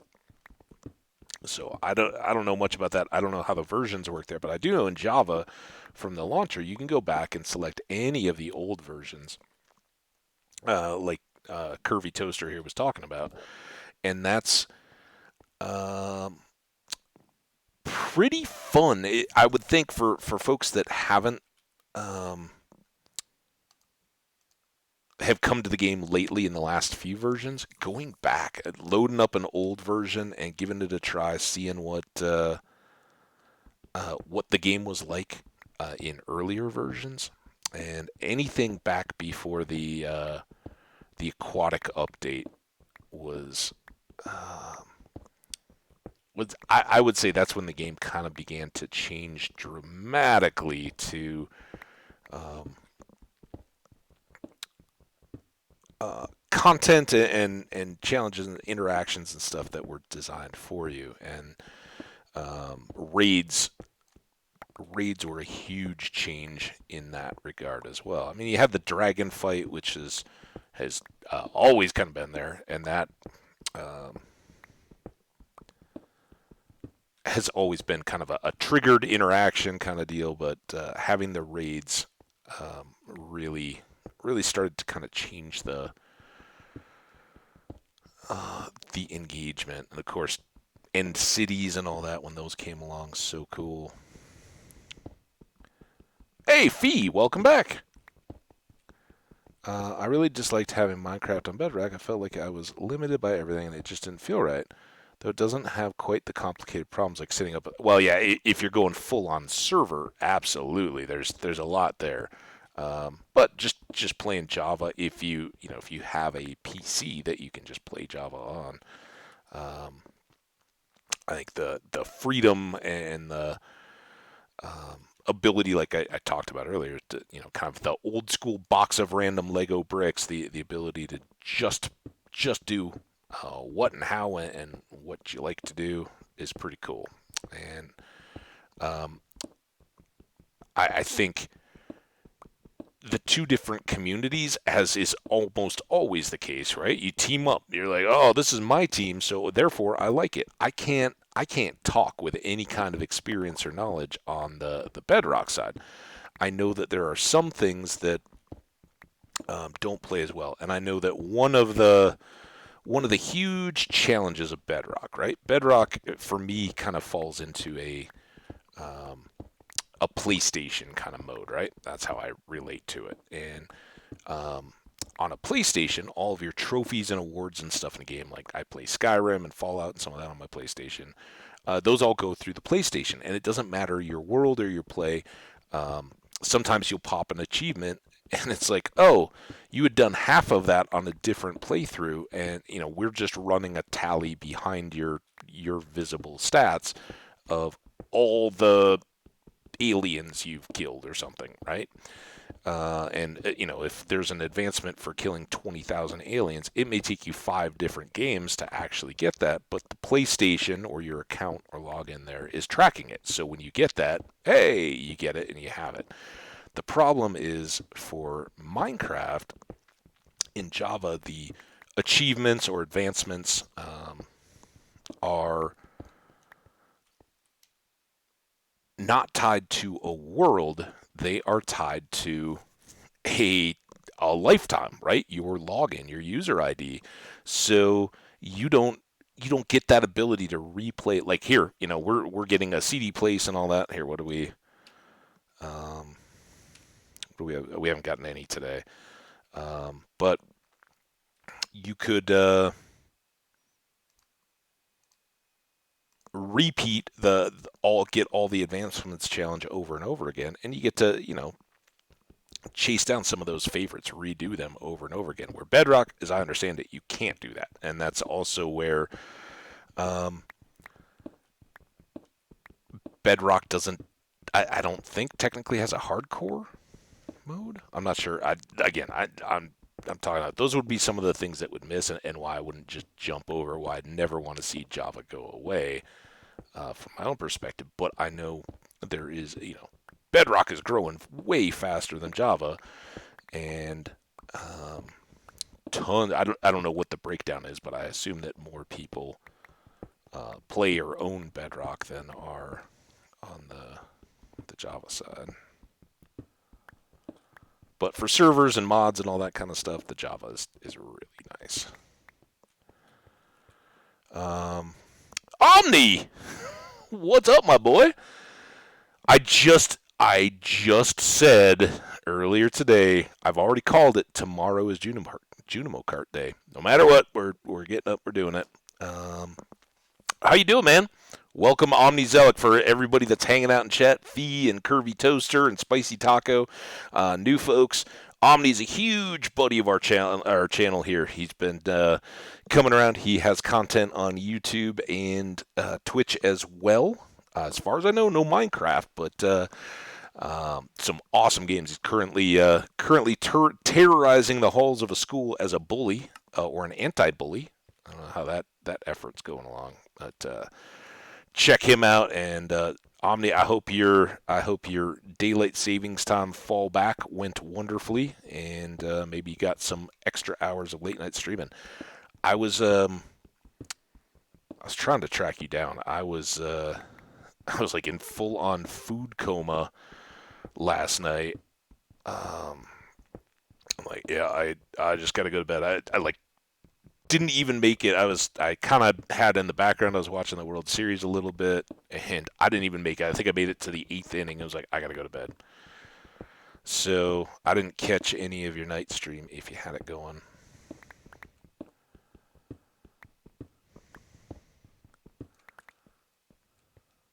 All is good.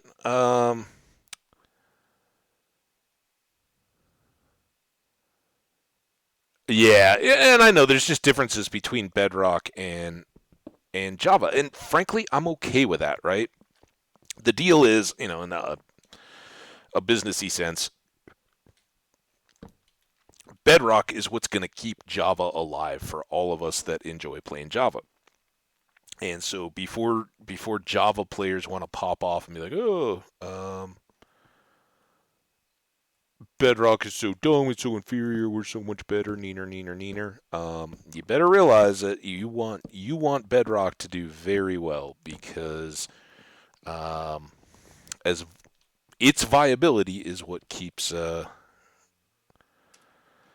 producing for the Java platform as well. All right. I think I'm going to keep the diorite. Let's dump off the granite. We don't need the dirt. We can start cooking this. This is purely an XP exercise right now. We're trading coal for XP, and I don't have that much. I shouldn't get too cocky. But there is lots of stony shore around. We can get more of that if we don't get more on this current run. Now, did I already have any copper ore? Doesn't look like it. So we'll just stash that. Or maybe we'll just hold it. If we keep running into it, we can keep cooking. And really don't have any reason to carry around dirt. Uh, Spicy in there, Java forever. Hey, it's what I play. I don't have any plans. Yeah, we were the anti-bully. So did you completely restart? This is back to Omni. Um, Hey! Oh my gosh, sorry, I'm catching back up. Omni, put your hands together in the chat, guys. Omni Zelic, celebratory stream last night because I'm officially a professional author now. Holy smokes, dude. Huge, huge, huge shout out to you. Um, that's so awesome. I'm sorry I missed out, man. I wish I hadn't eaten so good for dinner that it knocked me out. But that's awesome. Congrats, dude. Um, really, really cool. Um, well, Curvy Toaster, what really keeps Java alive is really the content creators. Uh, you can have all the content creators you want, like Stardew Valley, right? It's very cool that Concerned Ape made a 1.5 release last year that we've been enjoying all the new creation, and we love that that's a passion project for him and very small, but in a big title, right? Like there's still a gazillion people still um, streaming and making content about Skyrim, right? You can go on YouTube, you can go on Twitch. There's always people doing something in that, and there are certainly content creators that I don't know that there's still a lot of active modding going on, but there's certainly people out there that are independently making stuff in the Creator Club.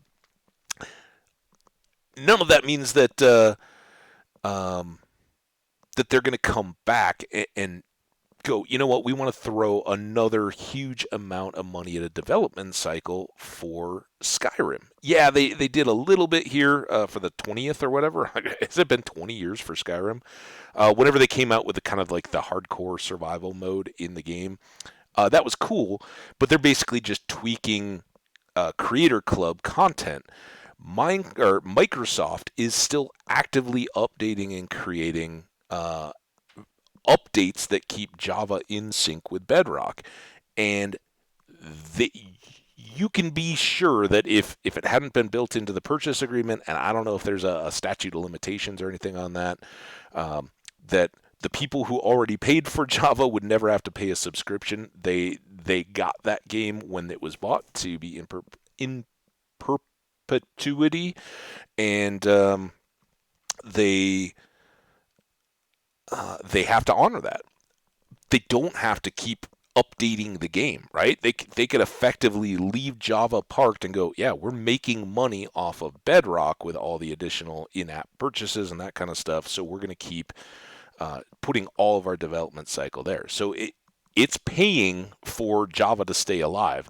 Now, keeping the interest going, absolutely. The content creators and all that keep it going, and certainly they keep Minecraft on the radar so that more and more people want to go play Bedrock. They kind of feed each other, right? And that's, hey, it's a great problem to have. It's one of the biggest game. It is the biggest game in history, so pretty cool. Um, 12 books. Holy crap, dude! Like how long a book is? What constitutes a book, dude? That's that's amazing, dude. I'm so happy for you.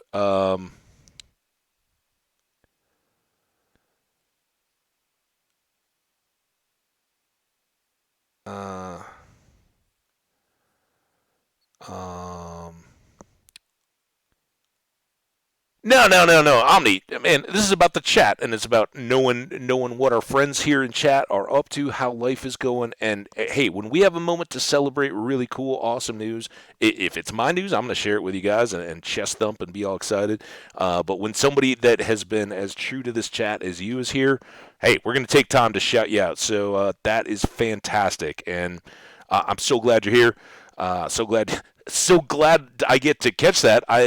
I don't know. Did you didn't tweet anything about that, did you? Because I kind of thought I saw all the tweets and stuff, and they were just normal, YouTube updates or streams and all that. So, um, exactly. And spicy taco. Going back to the Minecraft stuff, um, the thing that you hate about Bedrock is you have to pay for everything, and that's 100% right. That's where Microsoft is making back all the money that they laid out to buy Minecraft. They didn't buy Minecraft just to be like, "Hey, we've got our name on Minecraft. Yay, let's pay people salaries to keep a really cool game going." It's a charity. No, it's an investment. They've got a board and they've got to, keep that going. And thank God they are making it and doing these updates so that, whether you're upset that they had to split up Caves and Cliffs through the pandemic or anything like that, if you think Minecraft Live is too kid oriented or whatever, hey, I get that. They can't please everybody, but they are doing it at high quality, and they're continuing to do it for both platforms. So shout out to them.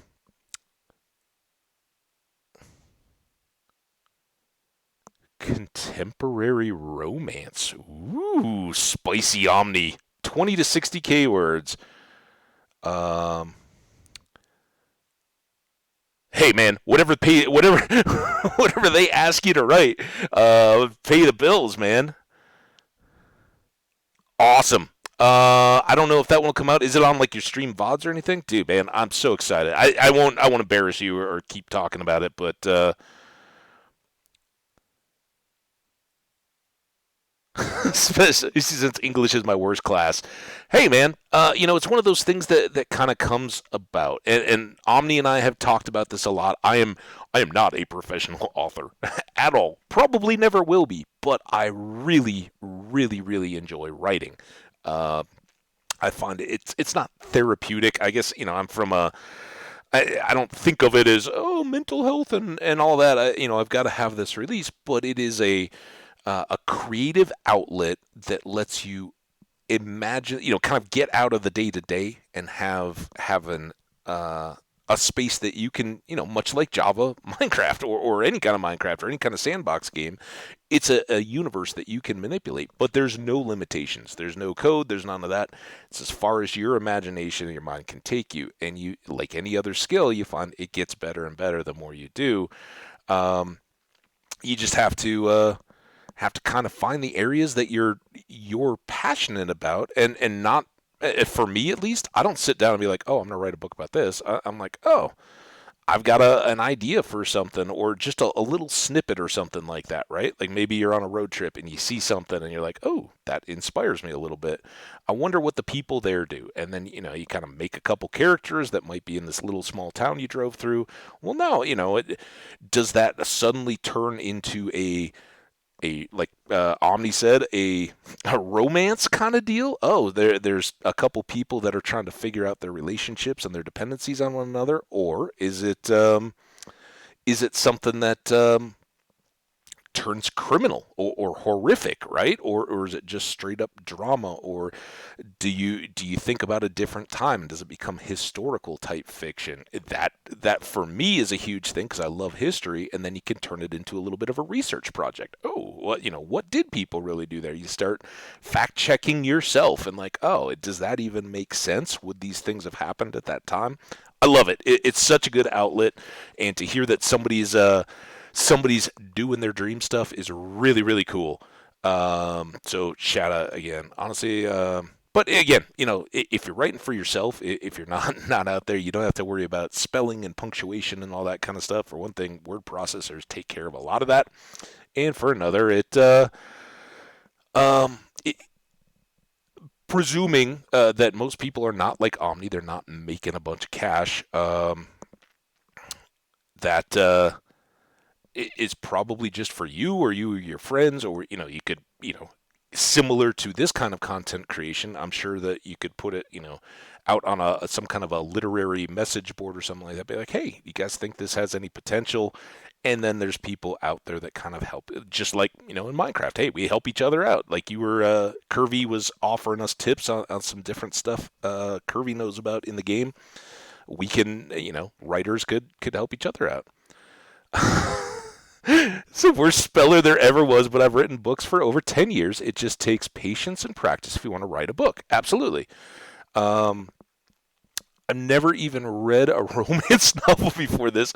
I read the back of two of my roommates' romance novels and came up with three chapters, surprisingly. She, the client, loved it and shooed away her other people and took me for the long term with more clients to come. That is so amazing, dude. Well, um, man, I hope you I hope you crush it. I can't wait to hear what I mean, I guess anyway. I can't wait to see if they become something consumable. Man, I was more hoping that we'd have some of your horror suspense type stuff out there. I'd love to support you by picking up copies of those when they become available. Romance novels? I don't know. Maybe there will be publisher excerpts. We'll see. We'll see what you got out there, man. But that's awesome. Um, yeah, that is so cool. All right. Anyway, let's get back to our staircase here. We got picks. We cleaned up our inventory. Let's put these planks away. That's an extra spot we don't need to fill up. And I do want to have I mean, I guess I could be carrying the shield, but it's all good. So here we go, breaking the rocks. But now I can see, this is so cool, man. And yeah, Omni, never ever ever apologize. And any of the rest of you guys, if you got cool stuff going on with your worlds, we all know Minecraft can get a little bit grindy at times. It's so cool to be talking about fun stuff going on in the world or interests or whatever. Um, just so happens Omni and I each have huge interests in reading and writing whenever we can find the time. But it looks like, hey man, if if you're getting induced to do that, really cool.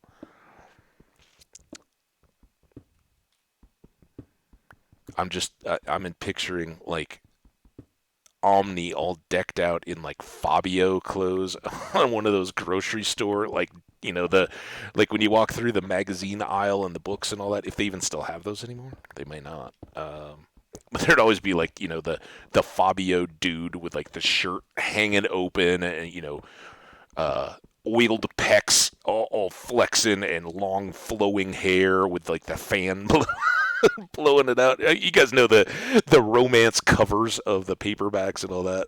I see them like, oh, here's the author, and then you have to have to live that life, man. Do you own any horses? Because you're probably gonna have to ride a lot of horses.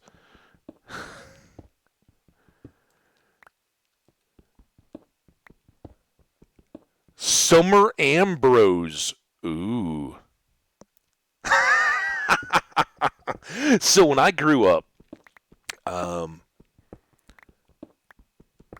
kind of, my I guess I don't even know the earliest books, but like Choose Your Own Adventures, and then pretty early on, I don't know if they still do much with them, but when I was a kid, the Hardy Boy books were a lot of them were already really old, but they had updated. They had whoever the original author was, I can't even remember. I think was long done, but they had others producing um, more updated, updated story ideas and timelines that weren't just straight out of the 50s or 60s or whatever it was whenever they originally were written.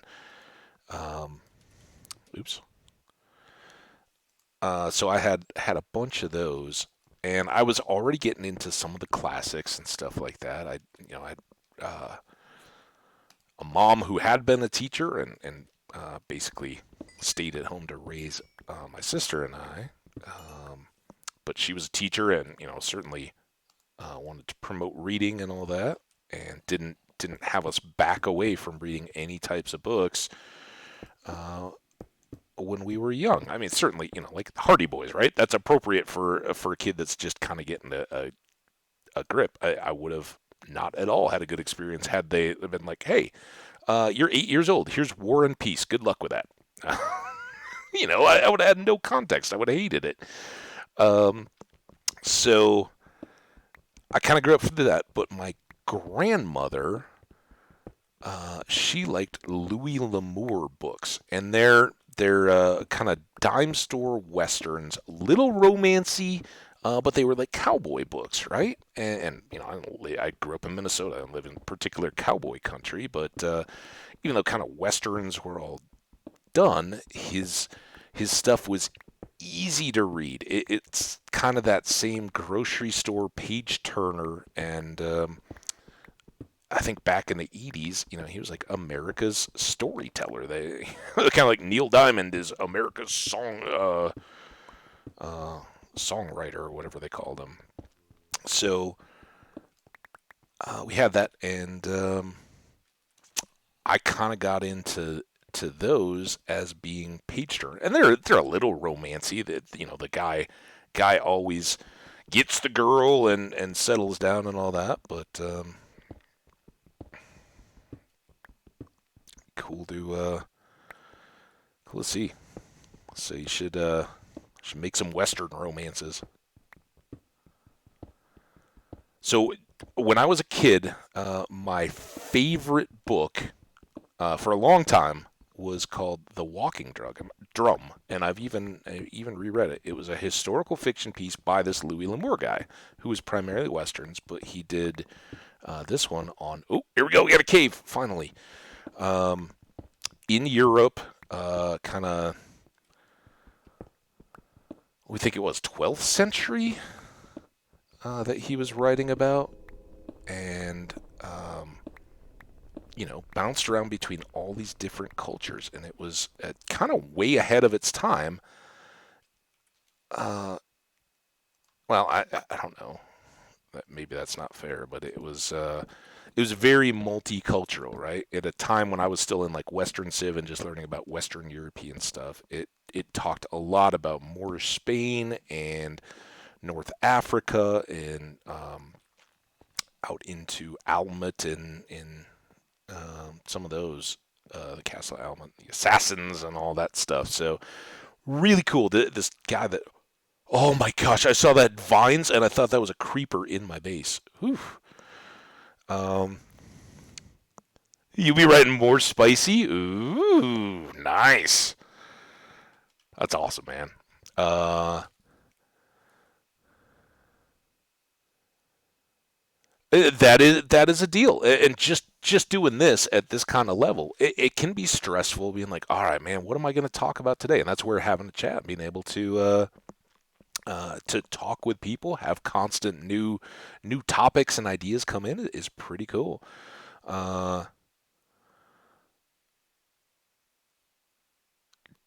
yeah, sorry, I'm reading some of this just alone.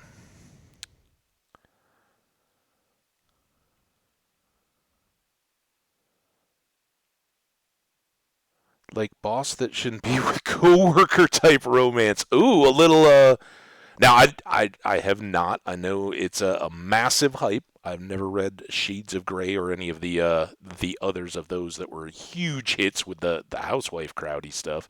That was kind of officey type stuff too, right? Hey, yeah, exactly. Pays the bills, right? Change all, change what you got to do. You got to write for the audience, but that's cool, man. Vulgar AF. That's awesome. Uh,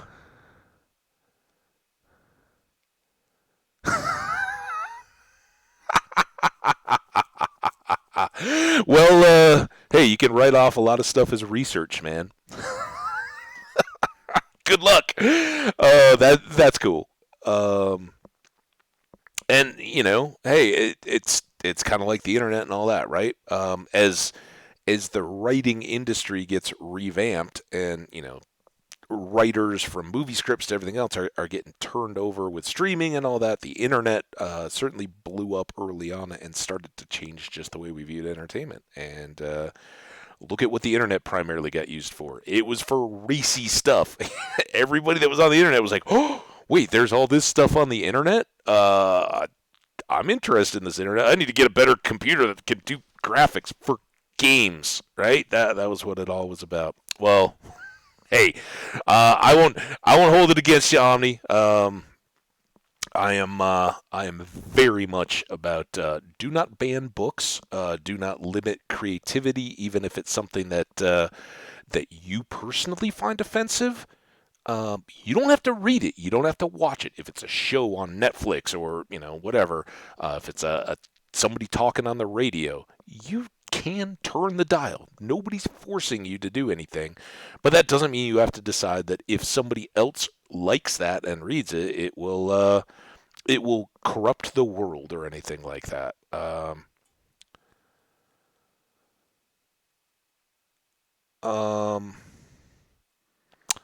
so Curvy, I do a ton of audiobooks myself. A lot of times, like sometimes it works the opposite, but a lot of times I feel it's really easy to fall asleep to an audiobook. Sometimes though, it like you get in a cycle where like maybe you hear somebody in the voice or something like that wakes you up repeatedly, and then you kind of get sucked back in. You're rewinding and trying to like, what did I miss? But I do a lot of that where I'll listen to a book over weeks and months or whatever, depending on the length, just to let me lull off into sleep. Most of the time, if I'm doing an audiobook, it's either something I've already read that I'm just, it's been years and I just want to, oh, I remember that. Let's check that out. Or it's something, like on YouTube, you can find like tons of old out of copyright science fiction-y type stuff for full audiobooks. So it's dated. Maybe it was never the best stuff. It came out of like the old sci-fi story magazines and all that, and they stitch them together, and it's stuff I've never heard of, but it's out there and it's free. So I'll listen to some of those. The deal is, and I think this is pretty well confirmed in studies, you don't retain as well when you hear that stuff. When you hear just a book for the first time and it's being presented to you in an audio, um, it is tougher to retain than when your eyes have to process the words on the page and transcribe that into a visual thought, and you retain even better when you read aloud, because then your brain has to process not only those characters that make words on the page into sentences and letters and all that kind of stuff, but then you are forming those into words. So the more you interact with something, the better you get. If you're just letting a reader's words kind of wash over you, um, you don't have that same actual brain investment, and so you'll find after it gets done, like, oh yeah, what was that character's name? It's tougher to retain some of those bits. Anyway, though, hey, I am all about audiobooks. If it's that or listening to the latest pop music, you, my lean would be get a book. Although I like music too. All right, shield up. Um,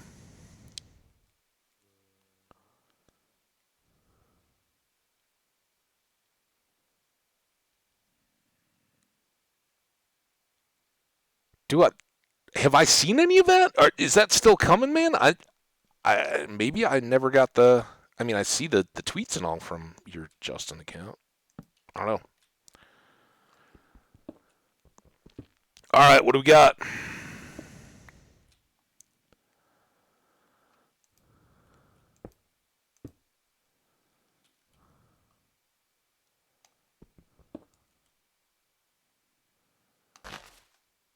Is that why does that look so different? What? Oh, because that's there. All right. Well, hey, let's not get dead, huh? So here's our caves. Hey, creeper, buddy.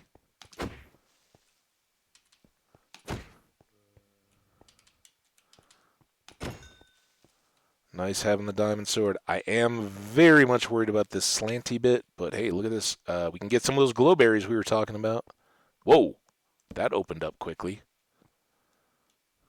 Uh, this is why I don't actually dig the diagonal bits of the caves. Okay, look at the bush. We already had some moss. So yeah, it's easy to get stuck in the diagonal cavey bits. And let's go here.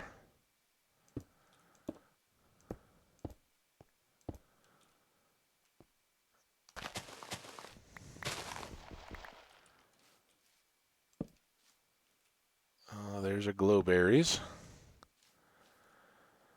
So, functional wise, we want to get this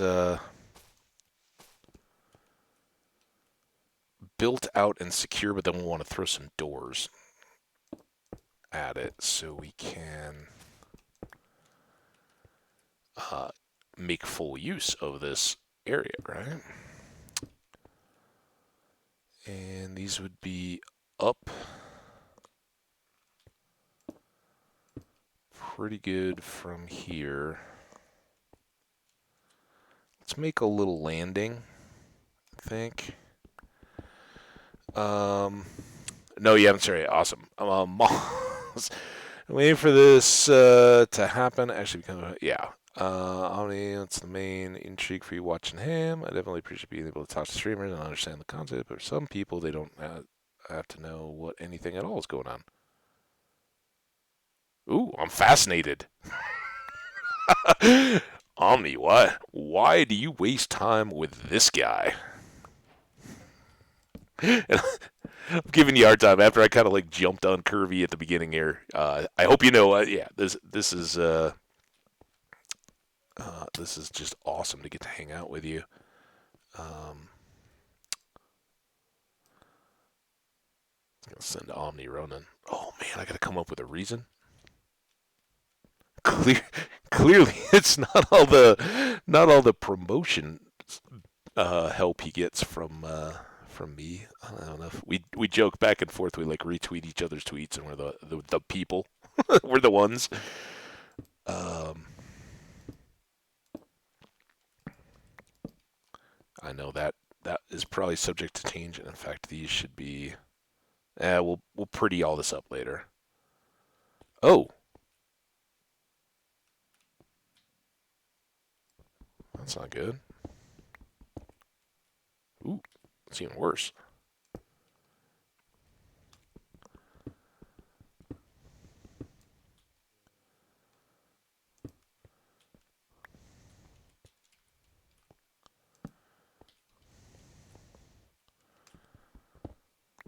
But yeah, Curvy. I know you didn't ask me, but I think I can kind of take a stab. Um, Omni and I don't exactly play the same kind of games. I don't know that our um, outside of some of the stuff we clicked on, I don't know that our styles and all that would be that identical, but we do share some common interests, like the writing and the books and all that kind of stuff, horror movies, and just kind of how do friendships get made, online or otherwise. It We know each. He's been cool to hang out. Some of our other folks in chat, Sen and Welsh Jenny, and some of those folks, all we kind of mutually know each other now, and we like to hang out and see how people are doing, what's going on, like hearing about his job stuff. That's awesome. But yeah, just kind of pals now. Are we best buds or anything like that? No, but we're certainly getting to know each other better over the time, getting to be friends. And that's cool. And like Jenny, we play a lot of Stardew together. She likes to play while just hanging out, having this in the background. Um, we get to know each other and kind of like, oh yeah, you and I have a same movie or something that we hold in common, both really like, and so we'll quote it, that kind of stuff. Um, that would be my take on it. But yeah, I go check out his stuff. Even if it's a game I wouldn't necessarily play myself, I'd love to just go watch it. And he's really entertaining, probably more so than I am. But we all have different tastes, so it's really cool. Uh, Acquaintances, yeah, that's probably fair. We're dude, and there's every chance that real life we'd be like, yeah, I got friends. It's good. Nice to meet you. Have a nice one, right? But here in this context, yeah, we just click. Uh,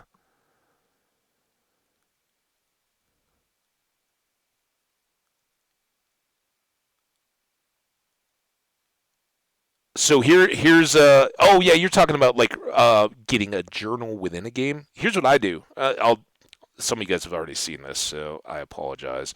Let me open it. But let me know if this is kind of what you're thinking about, Curvy. Death score's already up there. All right, so as soon as that shows up, you guys will see it as. Oh, I lost it. There you go. So this is kind of what I interpret that as. And this is independent because hardcore. If I die, my world is gone. I can't get back into it. But I keep death scores and name of the world, the version that I was playing. So like when it went to 119, I updated here. Um, I guess I didn't switch out for two as opposed to one, but that's pretty close. So we have the world names, how many in-game days I went. Is 544 the highest? 452, 490. So a few deeper ones, and some of my YouTube only worlds have not ended. They're still going. I've just kind of mothballed them. So we've got some that are much higher, um, but I haven't died, so they don't get an entry. But I try to do that to remember how I died in each one, um, as an idea, and it keeps some of these alive in my mind as to, oh, that was a really fun world. I was working on that, but I don't put in like what the base was or anything like that. Um, it's pretty cool. Um,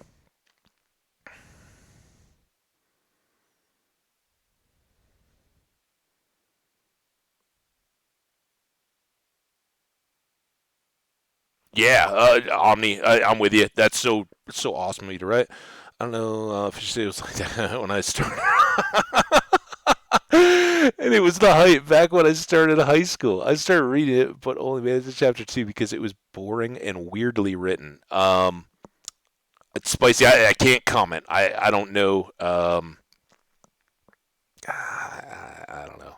I guess we no shaming of anybody's particular likes and kinks and all that kind of stuff. But I guess I've never understood that whole appeal in movies and all that of people like hurting each other, and maybe maybe there's just a pain thing, and that's just different for everybody. I'm like, man, you care about somebody, don't hurt them. But hey, um, Kirby, a handy dandy notebook is always valuable. Yeah, that's a word. And but personally, if you has a friend, I meet him later in life, I think we click, maybe hello or something in the future.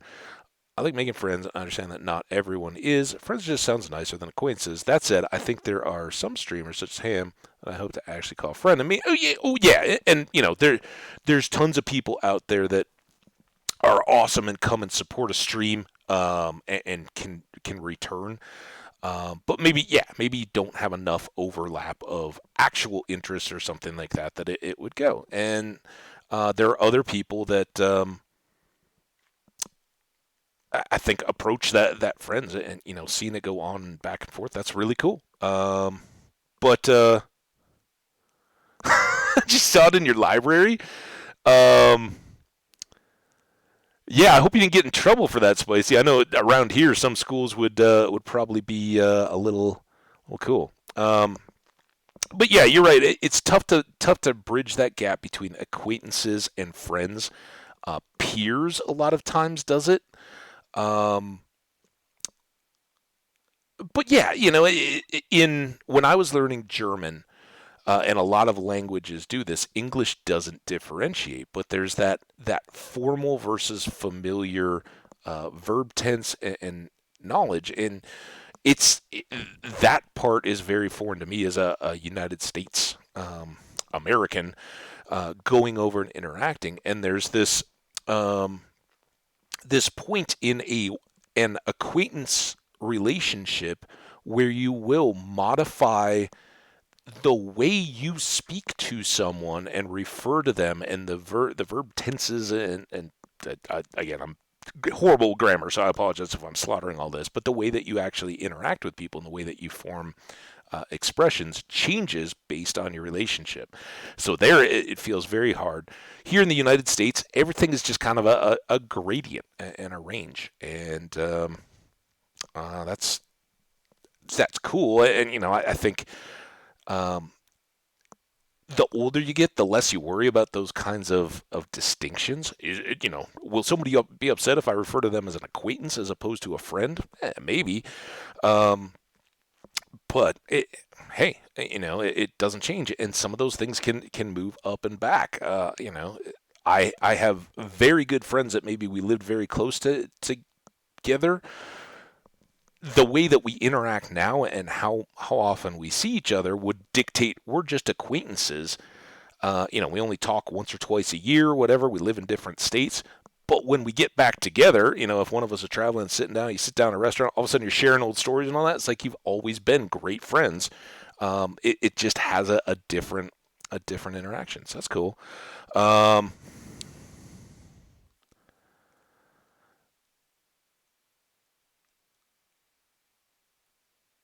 ooh, sci-fi, nice. I've seen some stuff, man. Could get pretty weird, but hopefully cool. Um, well, I think there's the balance there, right, Taco? It's the sci-fi romance, I'm guessing,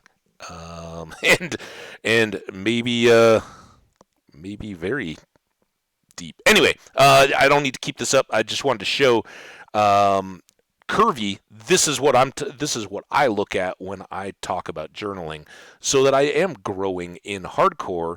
And you're gonna die a lot, right? In hardcore, that's part of the deal. But if you're learning from all those and hopefully not repeating the same mistakes multiple times, you get better at it. Anyway, we don't have anything to store there. I'm gonna get that out of the way, and I will just uncheck that so that I don't have a future incident. All right, here's our stairs. Um, how deep is this gonna go?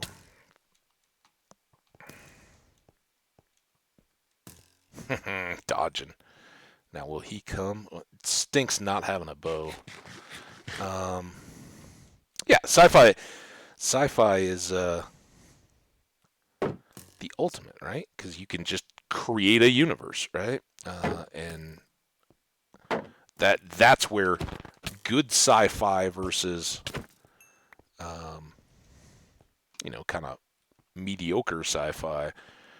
How few things can you change to make your sci-fi resonate, right? If you just throw all reality out the window, it's not going to be a really great setting for storytelling, um, because you're grappling with all the ways that universe works that don't really hold up, and it's where you get to nitpicking fiction, sci-fi, and all that. So you got to be um, a little restrained and just a few tweaks to see how they would interact. But basically, you're still storytelling and writing is still about the human interactions, or maybe there's aliens, but it's it's the exploring the human condition, right?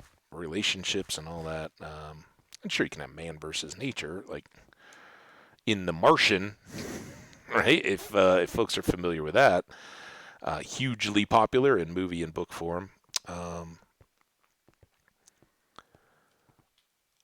that was mainly a character versus nature, right? There's not a lot of other people to directly interact with, but even so, a lot of the story, even though he's journaling, and not directly interacting with people, he's thinking about people back on Earth, and there's that whole should there be guilt for leaving him behind? How do they feel? How does he feel? Um, if he just gives up and dies, what does that do to his family and people that he'd be leaving back at home? And doesn't he owe it to them to continue the kind of suffering that he's going through, to be able to get back to them? So I don't know. I think that's fascinating to think about. But sci-fi, it's so open to possibilities for creation. Um, Anything, whenever an epic is more of a consistency, I don't care about anything that goes on in that reality. But if things just like rules change suddenly without, yeah, right. Yeah, it can be very, very tough. And again, that's where you kind of discover, are these being written by committee, or how is it? But Asimov and some of those guys way back early on, were talking about how, it, depending on how you want to go about sci-fi, how will a certain change, if we changed technology in a certain way, then use that as the prism to look back at the humans and how they relate to one another. How does that change affect the way that people interact? It's fascinating, right? Um,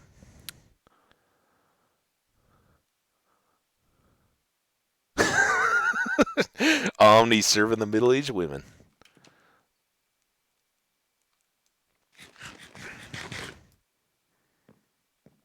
That's so cool. All right.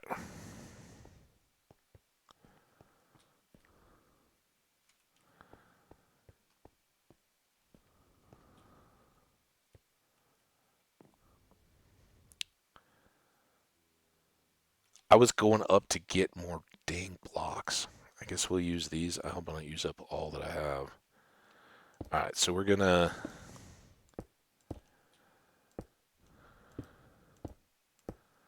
secure this. Get something up there just so we don't get a surprise, and then I think we need to make an access here as well that we can then climb up, but we'll make this our landing and have our access on both sides.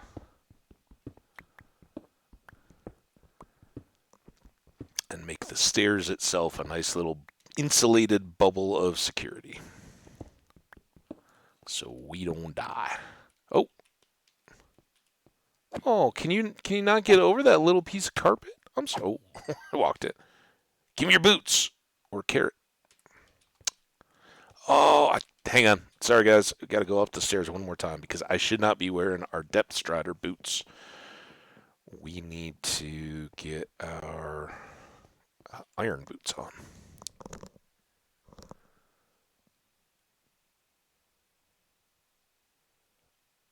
Hey, Omni. So good, man. How long have I been going? I think I got about an hour. If you're up and still going, if that's what you mean by doing your service, I'll try to pop in and say hey.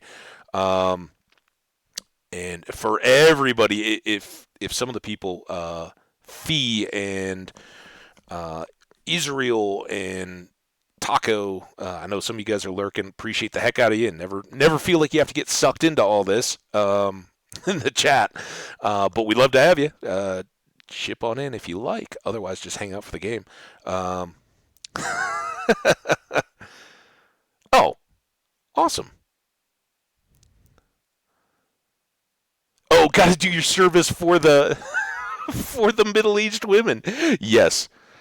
And as someone that a lot of you folks would probably consider a middle-aged man, although I'm not halfway to middle yet. um, I appreciate you doing that, keeping all those middle-aged women looking for the next streamer that they may have a chance to encounter with, right? Gotta keep that romance stream alive.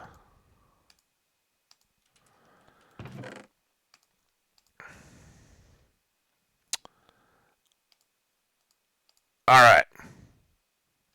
Oh, I didn't get the boots yet, did I?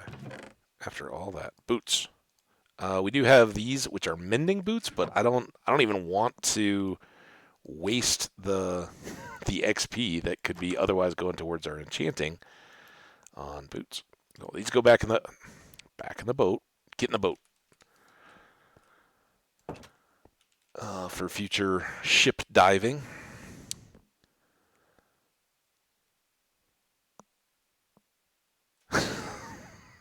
I just determined. Oh yeah, I gotta go do my stream. See ya.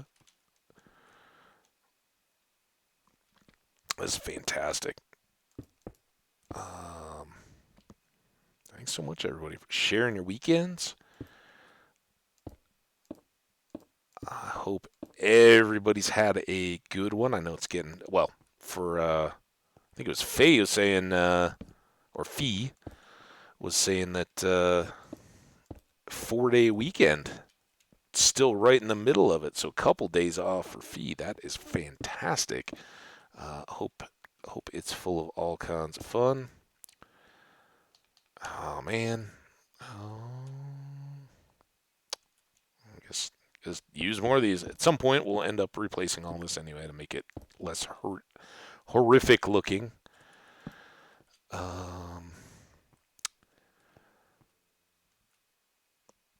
And we'll have to fill in the ceiling here too. As long as we don't have ledges, though, that anything can spawn on. It doesn't have to be lit up there. Oh, if you need to get to know the proper way to enchant, well, at least my way, don't worry, we'll be getting there. I really need, hopefully we find a dungeon, right? Let's find a dungeon and make an XP farm out of it. Then we can do this right.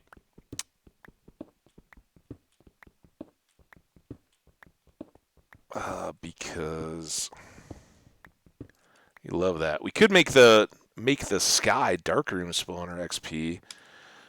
I'd love to go make an Enderman farm at some point. We've talked about that.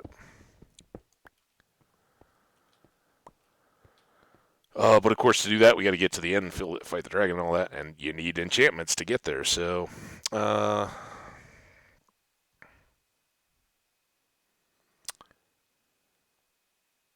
there's even a method where basically almost zeroes out anything extra, and you could chock full the entire thing full of enchants. Sure.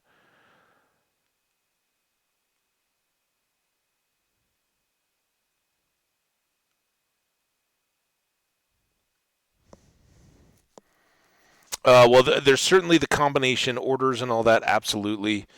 Um,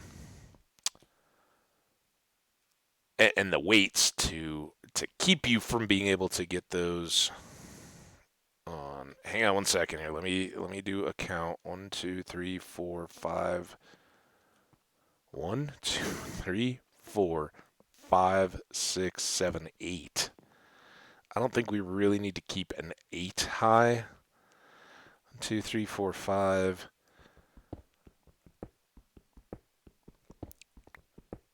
7. 7. Let's do 7. Won't feel too claustrophobic, but should keep us light enough for safety. Um, my main concern with the books and all that is having too much weight. It for me, it's really all about trying to get that first enchant to not have a negative, and carry enough of the expensive weight stuff. For instance, if you're going to do a silk pickaxe, right, and you want to have that for minings, because we all end up making a bunch of them, right? So if you're going to enchant that, then rather how 4, 5, 6, 7.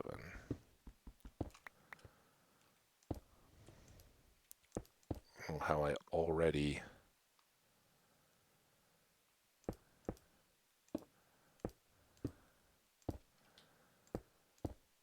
got that goofed up. Let's try that. Less tall hole, less diggy. Yeah. Um, if you can get everything onto books and not have so much weight that you can't apply them, or get the fully enchanted stuff, it'd be good.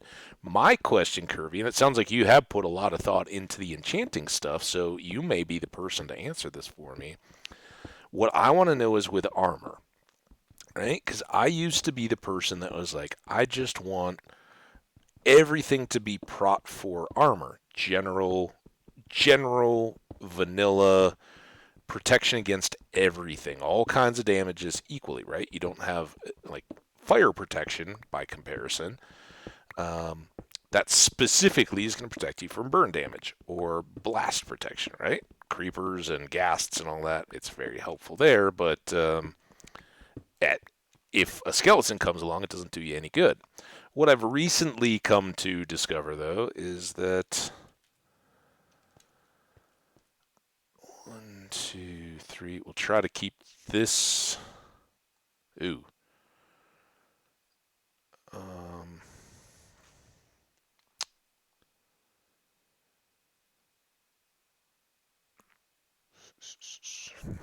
with this little bump, these are going to go out. So that would be the height. Should we just start over here? Going down. 2, 3. Up. There. So yeah, is it how much base prot? Like, if you do 2 prot for pieces of armor, say your chest and your pants, right? The ones that we have in gold right now. Then if I put fire prot on my hat and blast prot on my boots, does that give me the best balance? Because what I'm discovering is that the more of any one kind you put on, you're actually capped at how much. Like if you have all fire prot, if you have one full strength fire prot and fire prot 4, and then you put that on two different things, you're not going to get more immune to fire, as far as I know, from having two. Um, but I don't know what that best balance is yet. You can massively decrease any modifications to your tools, so when you really need to change something, like even just the name for some reason, if you wanted to manually repair it, be able to do it. If you did the wrong and used up every little bit of your cost, you wouldn't be able to do anything. It would just display too expensive. Yeah, they're certainly too expensive. I'm familiar with too expensive.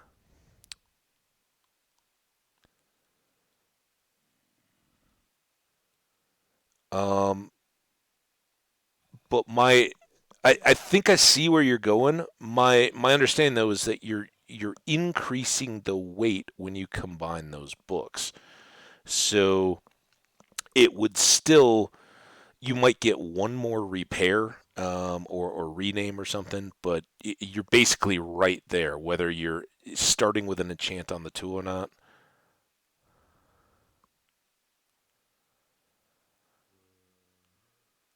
Yeah. Yeah.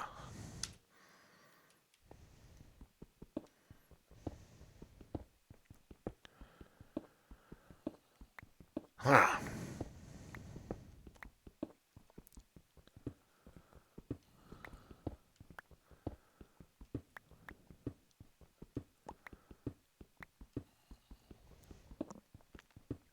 Here we back are. Oh, here we back are. Yes. I can English good.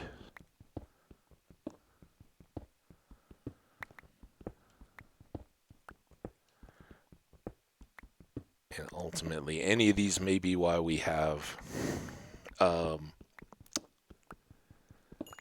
a door up at the top to keep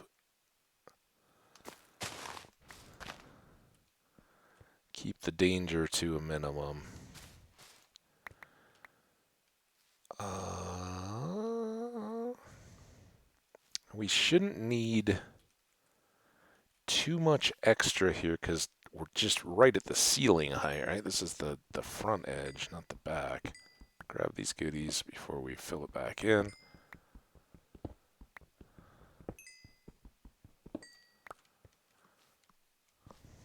Yeah, hopefully we'll get to a point where we can do some of that kind of stuff.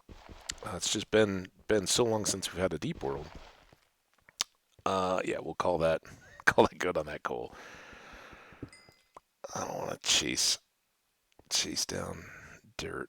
All right, so we know we've already gotten down here from the same axis, so I'm not gonna worry.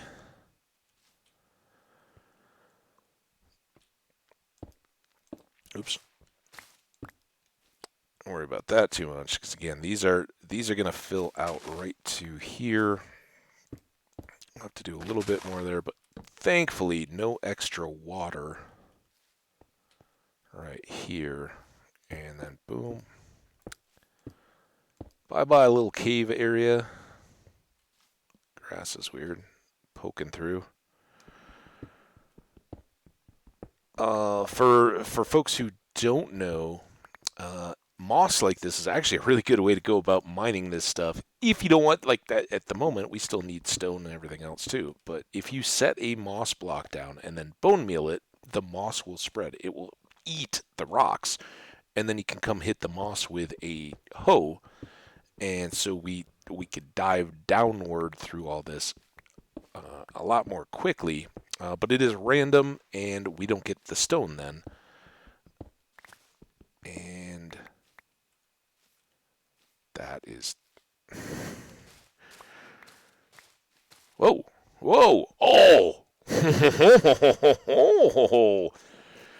Yeah! Death. Death could be imminent. I don't even know if we have enough sand for this. Can we? Can we use any of this to get down there safely? Any of this access? Let's go do the caving we still haven't really done yet. See a spider in the distance. Lush caves. So pretty. Uh-oh. Got some zombies. There goes the neighborhood. Still coming?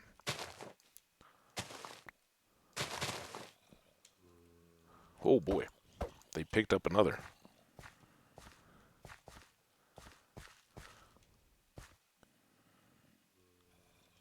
Oh, come on. Give me some chainmail. Take some chainmail. Nothing. We did get up to level 20 there. It's a good little mini XP farm. Just as long as we're not getting flanked. And I don't know why this guy is so stuck.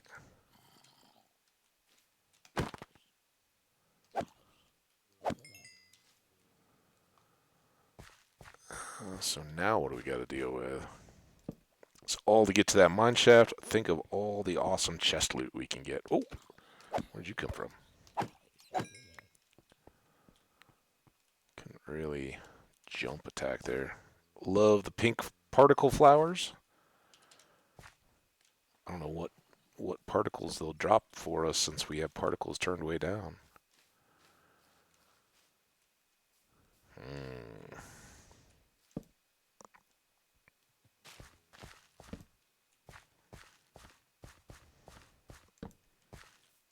There we go.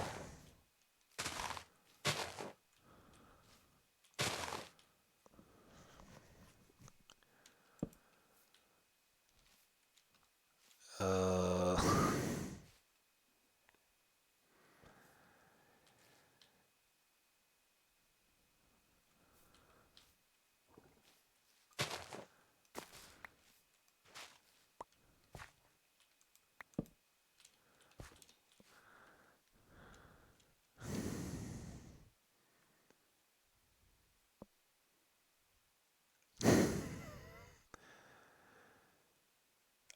wow. Okay, I missed some of you guys. Sorry. Um,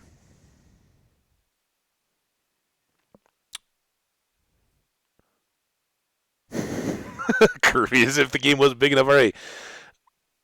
90 minutes. Presumably, that would just be one flat layer. This is one world out of many. There are presently 18 quadrillion possible Minecraft worlds. Well, Curvy Omni. There are actually bigger game worlds because you have the Borderlands, right, or the End Realms, or whatever they are. Which is if you usually people will use commands to like teleport to a block, but you can get all the way out to the largest bondable edge of the world that can be supported. I don't know if that's a Java limitation or what, but yeah, the Minecraft world that we play in is actually not infinite, but like you said, the possible number of different worlds that could be spawned and created is endless. Um, uh,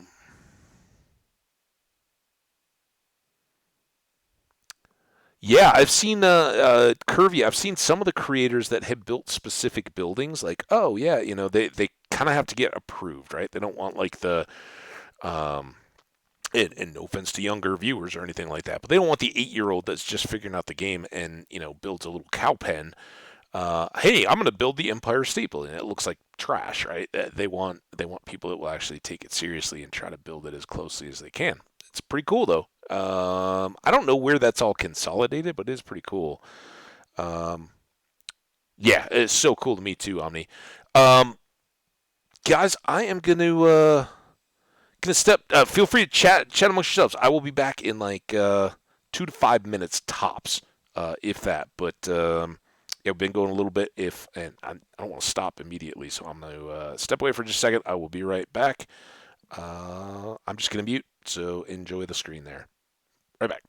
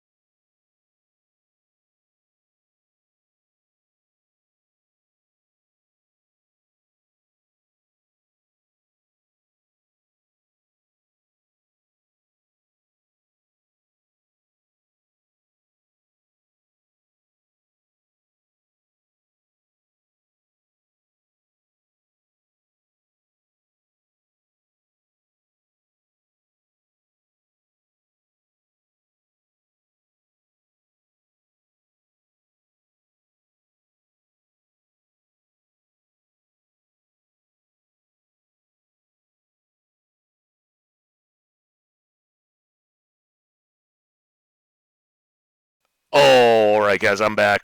Curvy, awesome. I was gonna say, oh man, that's gross, but it really fits in with the name of this world. So, um, but if we just all were put together like a giant human meatball, I assume like biomass is what you're talking about there. All right, so we have the possibility for stuff dropping on our heads, which would be bad. Um, the possibility of falling into holes, also bad. We want to, I think, be able to get this stair wherever it was. Is it up there?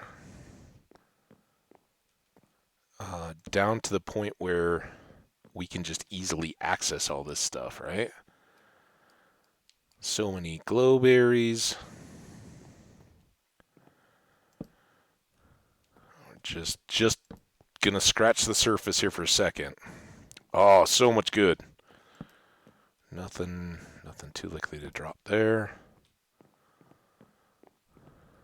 Spider spawner, that's a problem. Oh.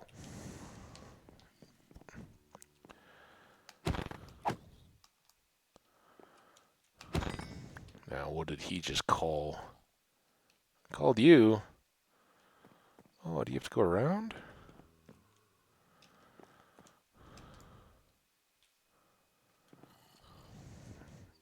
Those little bushes are kind of trouble for the zombies, I guess, huh? I don't think I'd ever known that, if that's even a thing. Nothing can come out of there.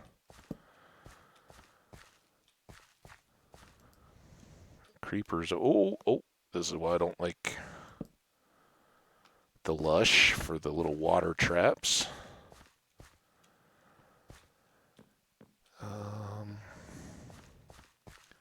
Back over here. Ooh, we got science going? Sorry, guys. I gotta kind of try to stay alive here. Otherwise, we're going to be starting a new world and we'll never get to enjoy this. Well, I love that you guys are just chatting. Just don't think I'm intentionally trying to ignore you too much. Just trying to stay alive. Balance it all out. Look at this. Oh, extra dangerous, but the vines make it look so cool. Oh, this is going to be good.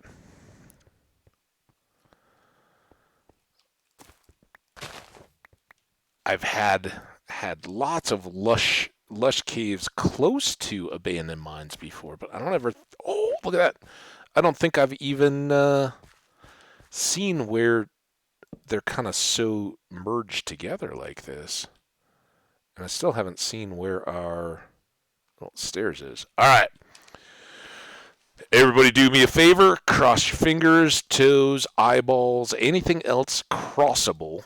Let's cross it and hope for so much good. What are we looking for here? For folks who don't know, one thing would be an enchanted golden apple or notch apple or god apple. Also, enchanted books that we could put onto our gear would be really good. Um,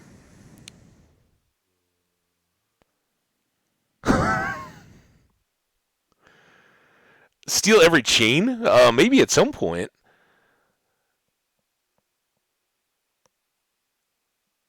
I love that you guys are having this awesome conversation going. It's so cool.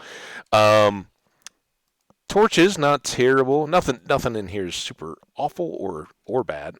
We had a couple pumpkins out of the village, right? But we got a few more there. Bread is still good. Golden apples, of course, are always nice. Eventually, we'll carry around a full stack of those.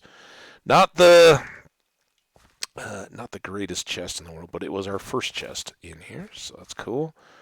All right, we got to find out where our stairs are, and hopefully, was it there? Yeah. All right.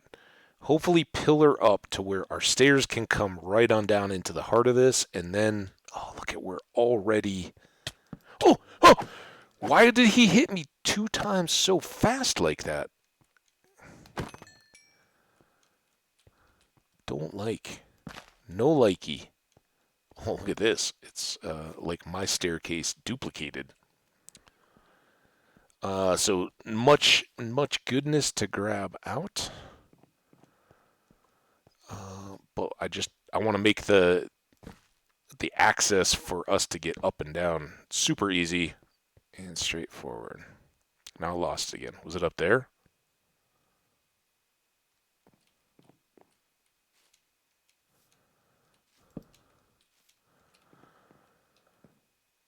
No. Man, we just had it. Oh, it's over on this little lip, maybe? No. Oh, good grief. So it's got to be on that little lip. It's on one of these lips.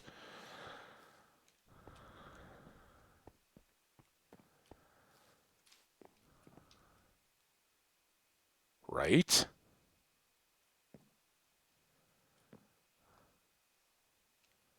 What the?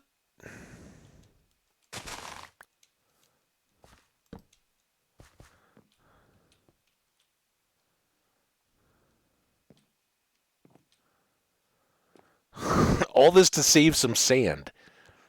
Here.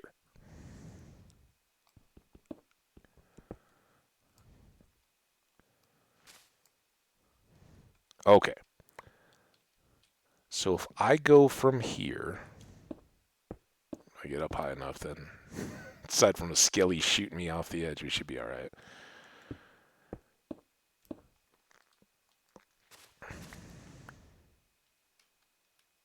Kind of nice to be off to the side too. Was that our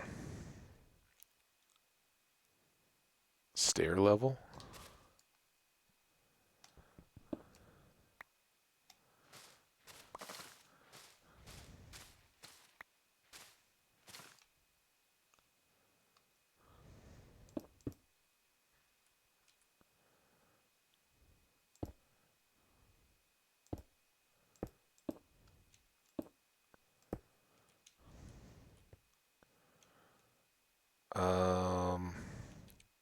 It kind of looks off, doesn't it? I guess not.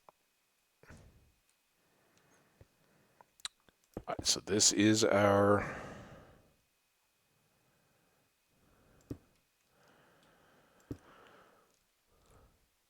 height.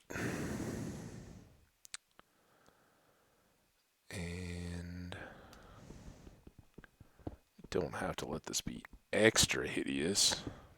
Just basic hideous.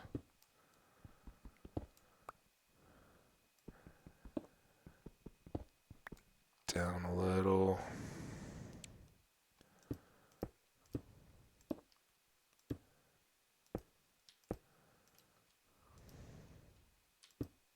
There.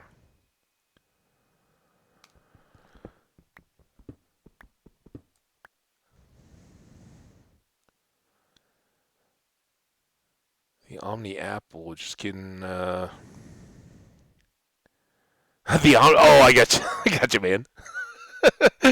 uh, T-Bone's. Oh, man. Yeah, no, isn't that cool, man? The randomness of loot, hardcore mo. I always mark usually where I come from because I know that's a problem trying to relocate the tiny hole they made to see. Yeah, exactly, man. You're 100% right on. That was what we were struggling with. All right, back we get. Thought I was looking up. Um, let's go ahead and drop this one down. We don't need our big pillar here. Where can we get easily back up?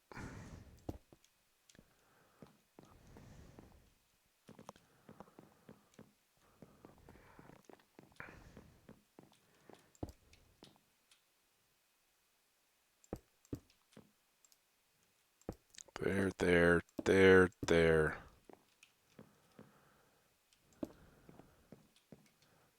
Leave the line if we can. And right through the heart of the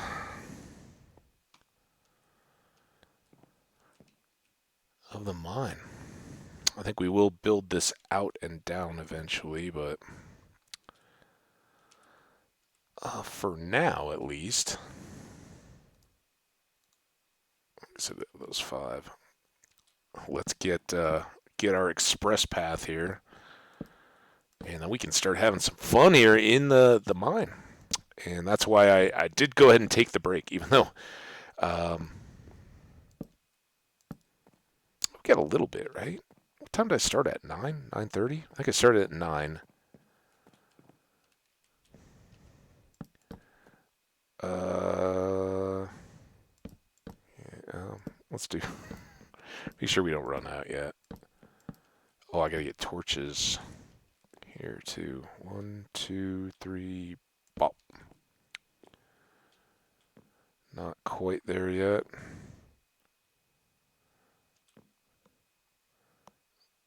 That would be this guy.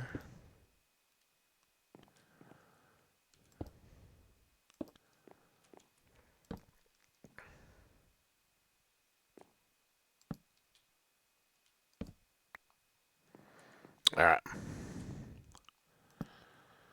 Double wide stairs all the way back up because this will be our fun in the mines for a while. Good XP, good loot. Hopefully we get some books. Right, that would take care of our bookshelves. We can certainly get an advance on diamonds, and hopefully this abandoned mine goes deep into the deep slate enough that we can find some in the walls too. But yeah, enchanted books, super apples.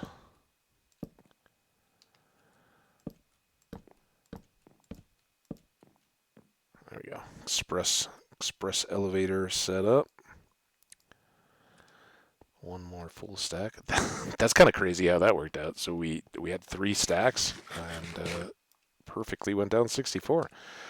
Man, I got train stuff now to start having to store. I got all this extra lush cave stuff, which is cool, but inventories suck.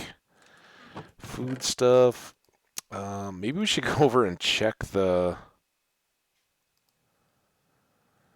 crops real quick. See if they've been doing anything while we're here, or are we out of range? Otherwise, we may have to make a little AFK hut where we start and stop and let the crops grow. Oh, look at that! Oh, we're still growing. Still growing.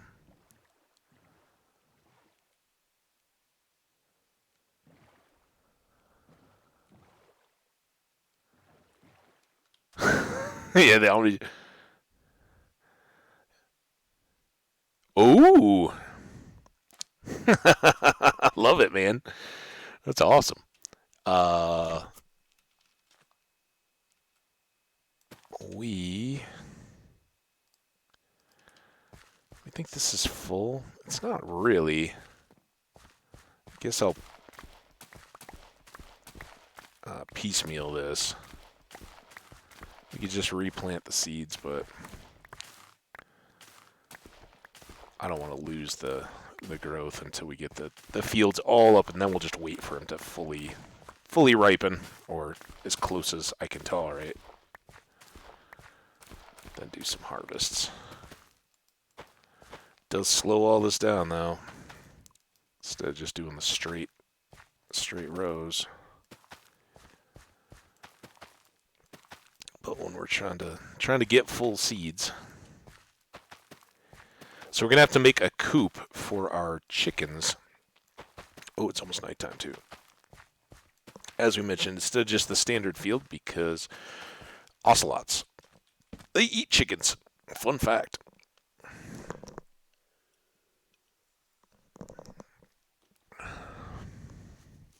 Yeah, that's where, you get a little self-challenge too, though, Kirby.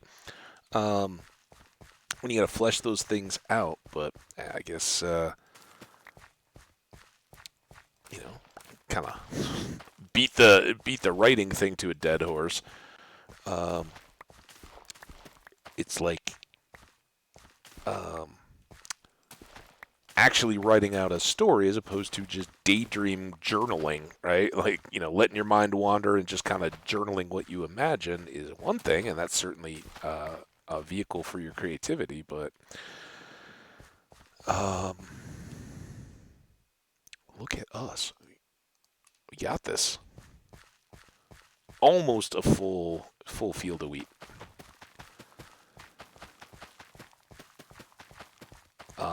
But yeah, it's not putting those boundaries. That's where I feel like I get growth is by pushing those and forcing myself to work out the extra details and all that. Minecraft, same deal. The decorating, the adding in stuff. But that's where I struggle with. I'm familiar with this, so I don't push it too much. And like I know the farmers can take care of it. You put mine carts in underneath. Part of that has been the limitation of the laptop. Try not to add in extra lag if I can avoid it. Um, but some of it too is just like, yeah, I know I can do this almost in my sleep at this point, and it works pretty well early game. So I don't end up building a lot of automated farmer farms with the villagers and mine carts and all that hoppered mine carts to harvest everything. Um, but I wouldn't mind. So the only one I do is the non-hoppered villager breeder farm, where we'll have some villagers growing carrots or potatoes to keep the breeding going. All right, well that's good. That's huge progress from where we started the stream today. And now, what did we come up here to supply up on? I guess we need picks.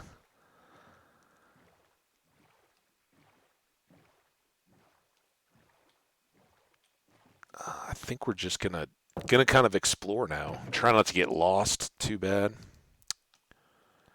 Let's top off. Nope, not pumpkins. Top off steaks. Um, the one gold apple could keep us alive, so I guess we should bring it. You.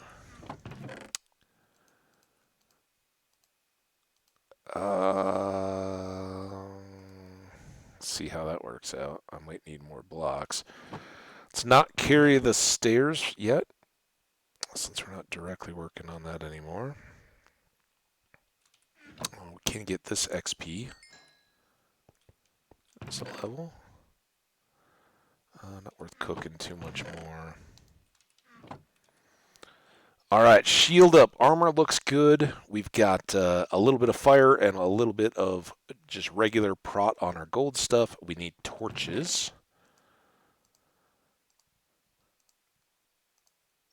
All right, are we ready to... Oh, and we should bring one of these for spiderwebs, right? And we should make the picks that I just talked about.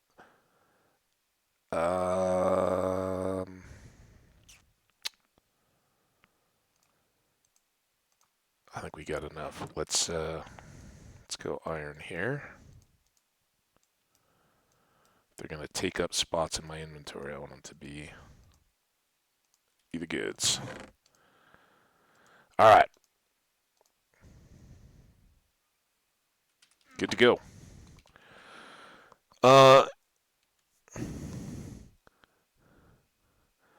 You feel that way? Yes and no, in my opinion. I feel like we make our boundaries intrinsically and subconsciously, no matter what project one is doing. But again, that's just my opinion. I can kind of see that. I mean, I think we definitely are the source of much of our own uh, limitations, certainly. Um, but I again, I think I've I don't know if any of you guys have been around for me to talk about it, but I very much, if you want to get, like into the way you look at things, in all of like my professional life, and I think it applies across, I haven't really found ways it doesn't. The way I look at life, there are two things that you absolutely always in, no matter what, can be in control of: your attitude and your effort. Those are and to my knowledge, those are the two things that you can absolutely always 100% be in control of yourself. No other external factors can ever determine what your attitude towards something can be or what your effort will be in response to that. Now, there are pieces that play into that, right? Um, your attitude can be, affected. Is it a sunny or cloudy day or anything like that? But you can think about it. You can take control if you choose. Same goes with effort, right? You can't go 110% all the time, right? The little athletic thing, right? You can't always just be going nonstop. You can do that in bits and places, but you can't do it all the time. So what do? You have to be thoughtful about both of those kind of things. So then when you get to boundaries, well, if you're thinking about what your attitude towards something is, or if when you take a break, you go back and kind of think about it. How am I approaching this? What am I? Can you then identify where you're subconsciously hitting a boundary, and is that something that you then choose to go? That seems like a boundary. Can I shatter it? Can I make that into a strength, or is it something I put up there for a reason and it's going to make me happier not to deal with it? I don't know. Anyway, good stuff in the chat. Curvy Toaster and Omnizelic. So entertaining. Even just when I'm doing this stuff, it's so entertaining to read your guys' thoughts. Really cool. All right. So let us begin the conquest of the abandoned mine and hopefully the looting. I am worried, but there's some light down there, so that's actually kind of a nice circumstance for cave spiders. If we can get a couple of those that aren't actually producing.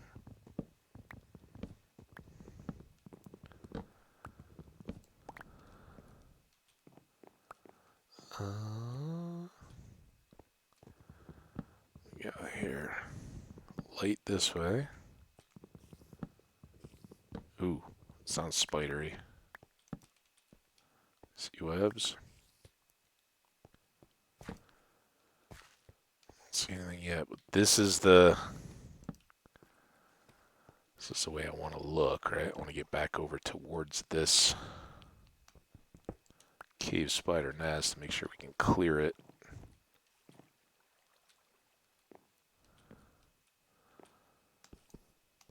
As a top priority. Oh, it's going to make it more difficult.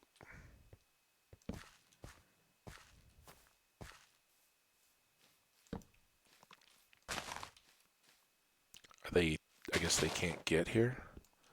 Alright, here it is. Time for Iron Sword.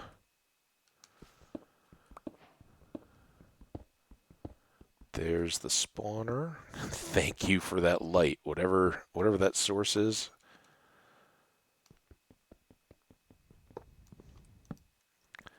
In one of our worlds, we did keep all the cave spiders and made cave spider farms. I don't know that we need to do that yet. Maybe in a different mine shaft, or if we find one really well situated, we can leave it. But that's not going to be the XP farm we need. Alright, so back out is up. Let's try to... Well, I guess we can go around if we need to right now. And all this iron. Let's go back underneath here. Ooh. Just so many different ways to go. I can't make up my mind. More iron. Get all this good stuff. That could be a drop on our head situation.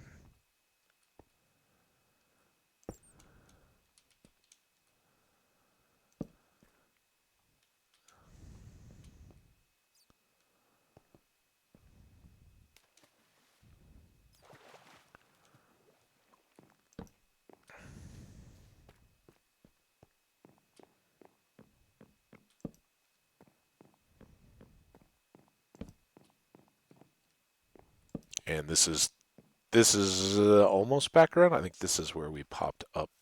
Oh, dude. Oh, now I'm stuck on a leaf.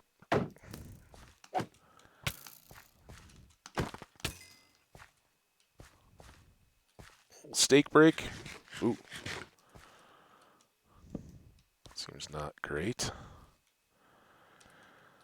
Let's just kind of stick to lighting and exploring, and then we'll come back and loot everything that we can.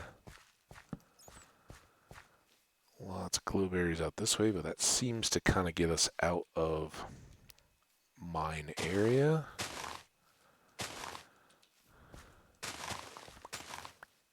Are you stuck again? Man.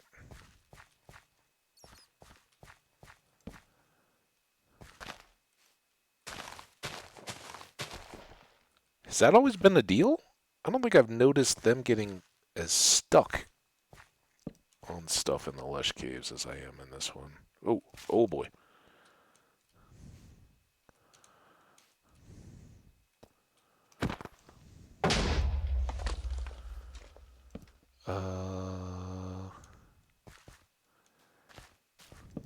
Clay will jam up our inventory a little more than I'd like. Whee!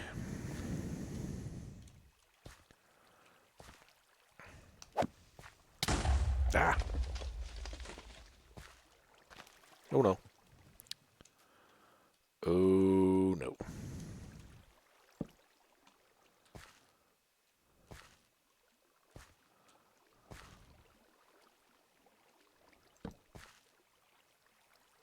Alright. Well, keeps on going up there. Got some tough here.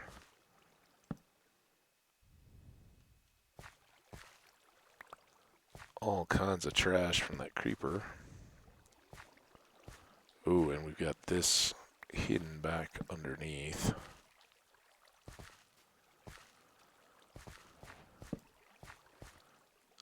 It keeps on going.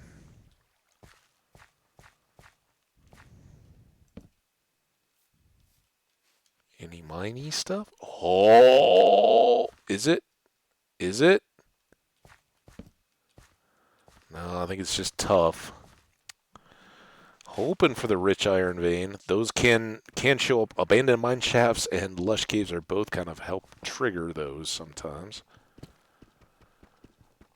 Stone axe on the deep slate, not as good, but man, we'd love a rich iron vein. Yeah, clearly, clearly the creepers and the zombies have some big pathfinding issues.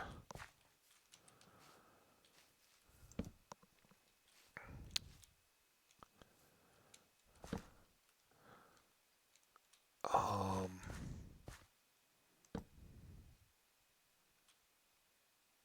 so cool. I love these, and I kind of hate them, and I love that I hate them because they're kind of dangerous. They're a little bit like the dripstone, but even a little more so. Uh, 'Cause the tall grass spread around helps mask the creepers when they're getting close on you. You may not see them as easily, and all the little one block water pits and all that make it tough to get clear if you do see that you've got trouble closing in. But we're looking for more mineshaft stuff. See, it's these bits here that I feel super vulnerable in. Leap blocks will break like that, so you can Mario hop your way up. A little Junimo card action for my Stardew watching friends.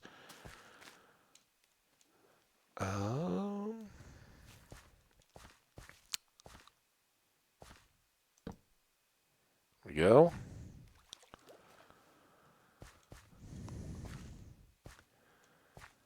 All right, I think we're good here, right? So now we can make our way. Well, what's up here? This may connect into some of that other mine shafty stuff.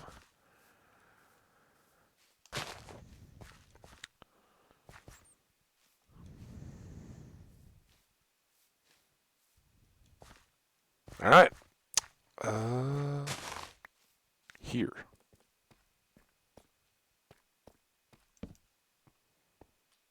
What? Where'd my mine go? Give me more mine.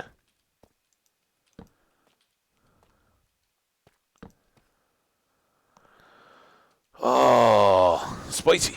They are pretty. Exactly. Uh,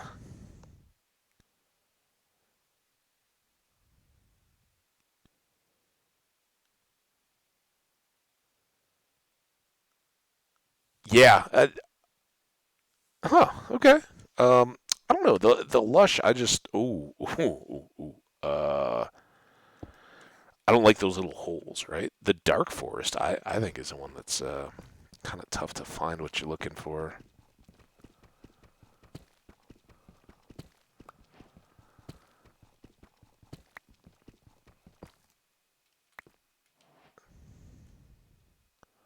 Let's do. Man, I hope nothing drops on my head from above. Let's get a little light there. Right. We don't have to go down that hole. We want the mine. But if the mine leads us back over there eventually, we can not have to worry about creepers dropping on our head. All right, back over to it. Ooh, this looks dark. Let's go light it up.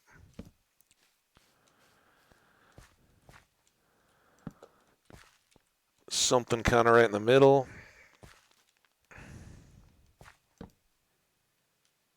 So this has got to be winding around somewhere. Every direction I go in, we get like 2 feet, and then all the mine stuff is gone. Oops. This is back where we were at that lapis.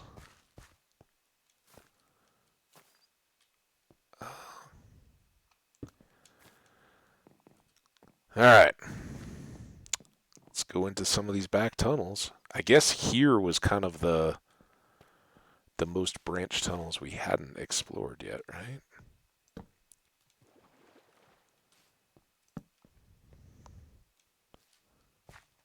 Ooh, this one could be dangerous.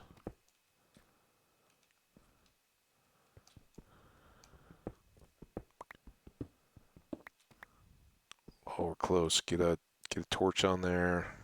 Keep the spawns to a minimum.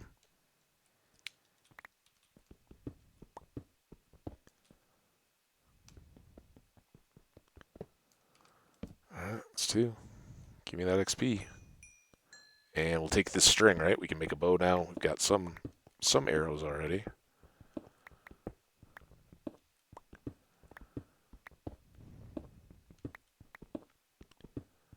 Oh, here we go. This looks to be leading us deeper.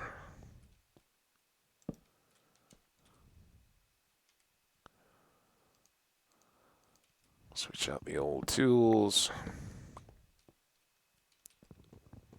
Spawn torch, not one of mine. For builds, ooh, nice, another chest. All right, you guys know the drill: fingers and toes and eyeballs and all the other good stuff. Um, Not too much in builds, bows. Sometimes I'll use them for cloth and all that. But oh, nice, we got a name tag. A little bit of rail. Might be our first redstone. I don't know that we've. Hey, all the redstone recipes unlocked. So many. Watch them all rotate through there. Um, Name tag. Name tags is best. Um, we folks who know the Stardew, we do like naming stuff with our chat friends so they can be commemorated. It's a little more dicey when it comes to um, hardcore worlds in Minecraft because hey, we could lose them, and your commemorative sheep or pig or whatever I might name for you um, could be gone. Um, just as spicy taco knows, sometimes you get wrapped into the commemorative naming of the world, and then we got to keep it alive like this one. Uh, Necrophage toast and spicy taco names combined for our world. I know I said I wasn't going to do this, but we got to at least get enough to replace our future picks we're burning. So good that we're down on this iron because with the stony shores, all that extra coal we haven't picked up, we can cook for days. I can go down the hole. Yeah, I know it's a lot of responsibility, isn't it? But now we got a name tag, so somebody, some lucky somebody, might get an animal. I don't know. We've seen dogs, right? We now have a few bones. I don't remember where those dogs were exactly. I think I do. Could try to get a dog. We could go to a village and try to tame a cat, but I don't have much raw fish yet. This looks dark and spooky and awesome. I love the vines. Vines add a degree of difficulty in the abandoned mineshaft. Get This is a bad scene. Don't here. Just don't leave yourself where you have a 1 block hole to run away if you need to. Oh, I just put that down, didn't I? Just now? Not earlier. Here we go. Uh, Seems kind of like the vines. I had to pillar up into that. I hear an Enderman. You guys hear him? Whoop, whoop. There he is.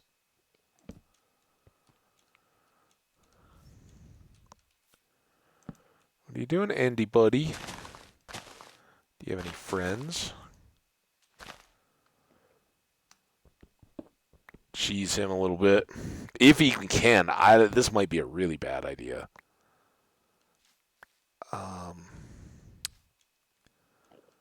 Because I hate aggroing them, and then, dude, personal space. Oh. Oh. Yeah, I don't like to aggro them and then lose track of them, right? Like, then they just take off because they couldn't get to you and they teleport away. And then, when you think you're all safe, hours later, all of a sudden, Enderman, smack, and you're dead. Uh,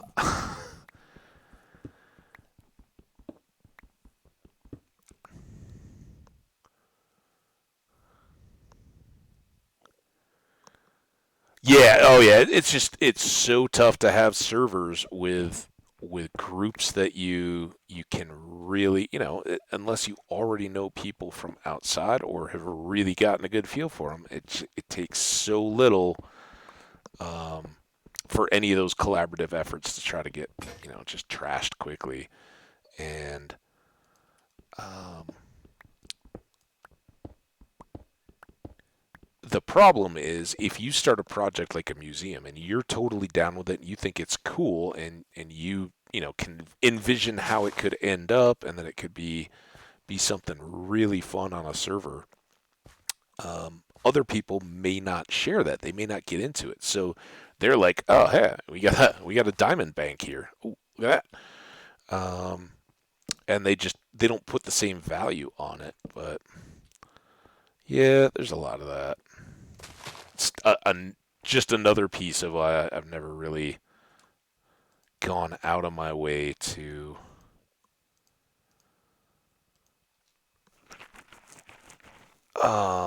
multiplayer anything, frankly. Uh, we got spots for everything, but oh no, we don't. We got powered rails. Oh, we don't have powered rails either. I guess I already took all those upstairs. Well, I guess we'll leave all this. Um, wall. Nobody hiding. All right, let's go. Let's go dump the old inventory. Oh, or not. Keep exploring. I'll just at some point when we're down here, it's like, oh yeah, we've. Oh,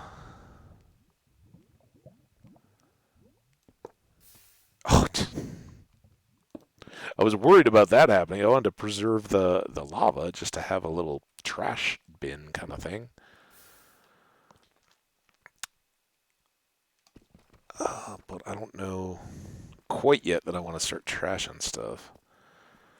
Um, let's grab some of these loots that we already have on the way back, like iron. Alright, where'd you come from? I do like that you can crit above your head as you're drop swinging. Creeper. Hi, Creeper. I wish I had a bow.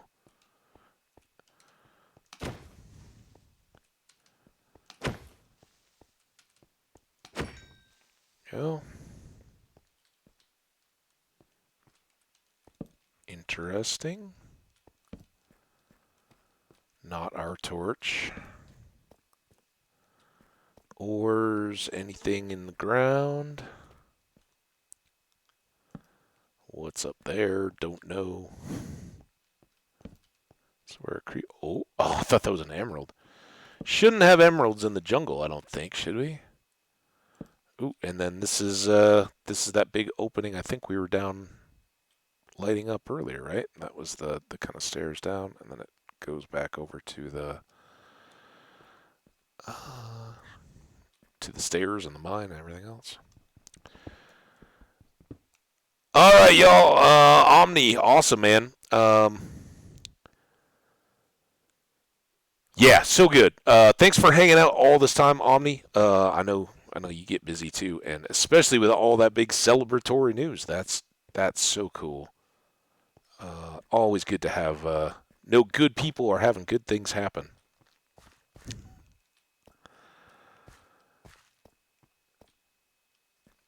In their lives. It's fantastic. All right. So we had been back around there. Where's our stairs gotten to now? Am I turned around? Chains. Chain. Oop.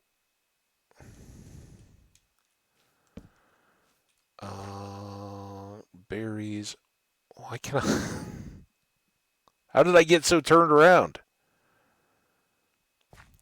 I guess we can always do the old. Okay, so that's west. So it does have to be coming down into one of these. There it is. Ooh, here, what's down here?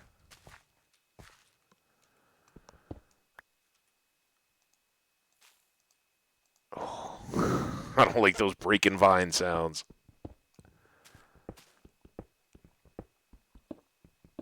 Now, this isn't another. This is the one we already broke,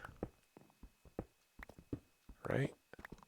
It's kind of sitting right in there. We just dropped down into there. Um, up.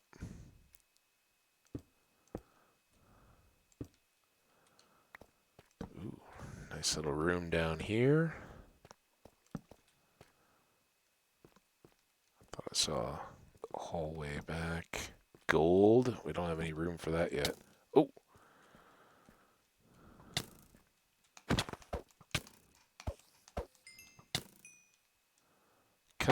Kind of got in a bunch of shots there while I was distracted by your little spider buddy, didn't you? Didn't you think you're all tough?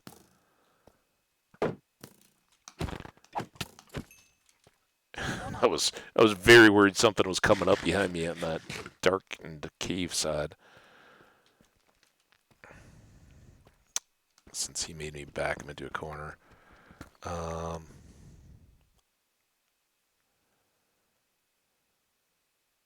Yeah, thanks, Omni. You too. And like I said, hopefully, if you're going live, maybe we'll overlap. I'm not going to go too terribly much longer today, but we'll certainly finish up this little exploration. Hi. Oh, that's. Oh, he can't get dropped from there. Sorry, Mr. Skeleton. Seems terrible for you.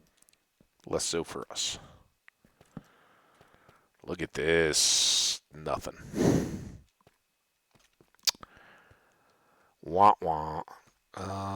No lapis yet, so we'll have to leave that in the ground. How we doing on 52? All right, let's before we get too much more lost, let's go back. I guess we can grab a few more of these. And try to call it good.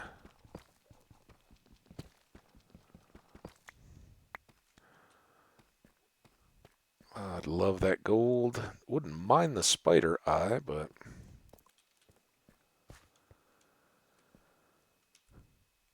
we're not full on string. Waste not, want not, everyone. Stretch that string a little bit further. All right, now there's our deal, and I think we set here to get up. Not the most convenient. Again, we'll have to extend that staircase, right? But for now, just to get it safe and secure. This is working pretty good. Oh, I love having a abandoned mine shaft. And with this lush, there's some cool new views I haven't really seen. I've definitely had them kind of overlap, but never be so completely grown together before like that. Really cool. We got drip leaves, green carpet, more bushes. Glowberries are technically a food, so we'll drop them in there. Let's start cooking this iron. Over here, actually, we'll hold on to that for a second.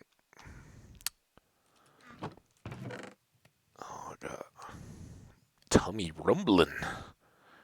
For now, I'm going to put name tag over here. I don't even have an anvil yet.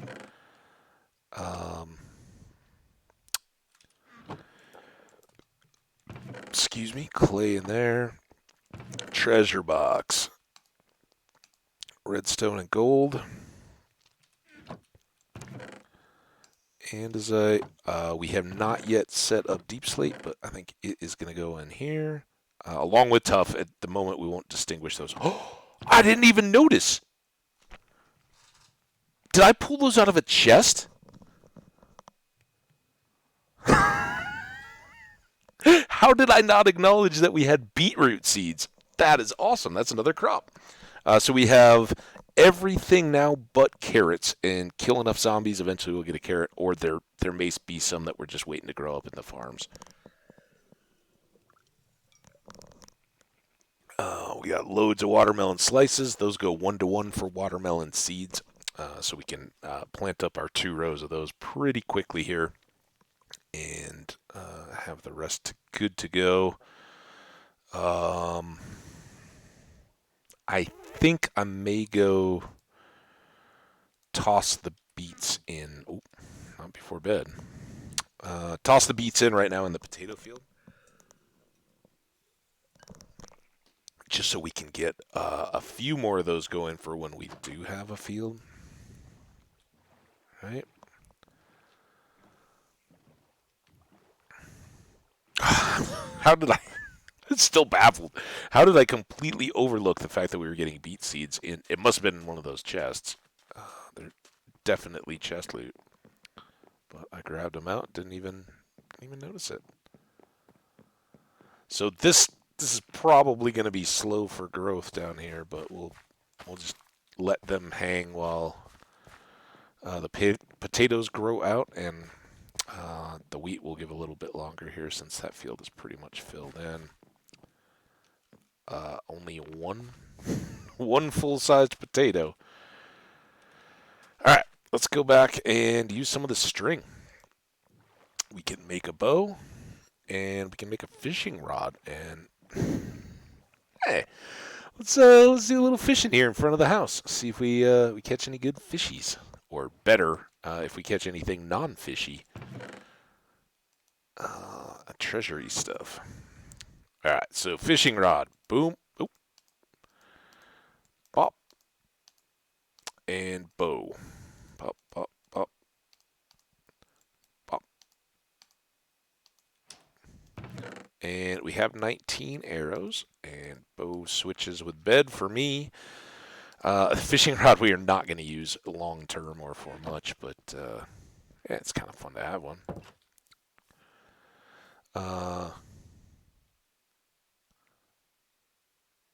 Yeah, for me, it's pretty much all villager trades. Yeah, I'll make a soup and I'll eat a beet um, for the advancement. There we go. Speaking of advancements, fishy business.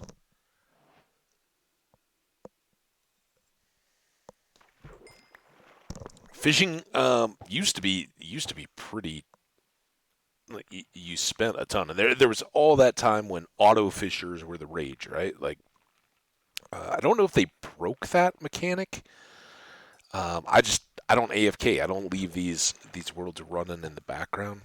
At least I haven't. I don't know with Twitch. Maybe we could. Like, I would certainly park over by a field and just sit in a house without doing anything but letting the crops grow. Um, so we didn't have to stand around and watch for that. Usually the fields are a little closer to the base. Then the stairs are actually going the opposite way that I normally would. Normally I would put them uh, down in the direction of the field, so I'm working underneath. My crops are growing while I'm caving and adventuring and all that kind of stuff. Once we get down to the full depths, then we'll start to switch that back and turn and work to the west. If we're doing branch mining for diamonds or anything like that, we'll kick it back towards the fields and may ultimately carve out a basement or whatever down there, so we can be spending that time and getting a benefit out of it.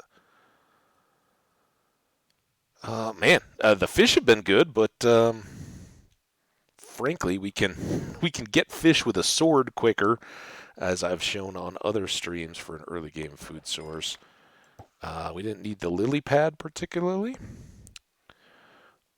Although way back, I used to use. I thought I was so creative, so well decorated.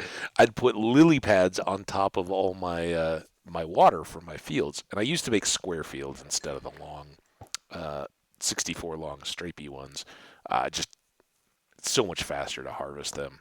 Just run straight forward, harvest everything, and then run straight back, gathering up. Um,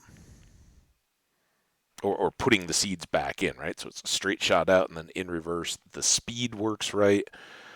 Um, Going backwards, that you can put a seed in every block without skipping any or anything like that. It's about as fast as you can move. So I think it works really well. But before that, I used to just make a square the same as the animal pens, a 10 by 10 with a 4 by 4 water in the middle, and I'd put, lily pads on the top of it so that I wouldn't fall in and be nice and safe. But sometimes the lily pads will despawn. Um, it can be annoying, and you can't really control their direction, which for a decoration thing is kind of tough. I don't know.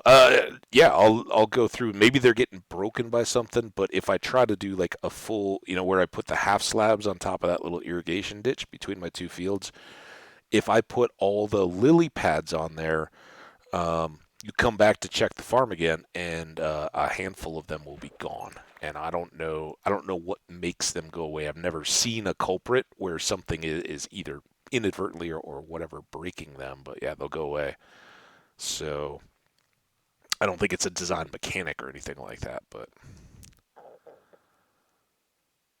well, there's no slab. If I do lily pads, then there's no slabs. Then it's just lily pads the whole way along.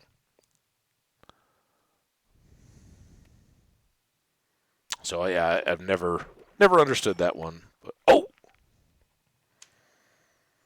well, went I for inventory. Look at that. All right, is it time? We got 60, or we should have 60 more iron here. At least that money. 23 up on our levels.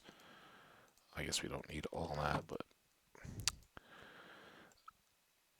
it is anvil time.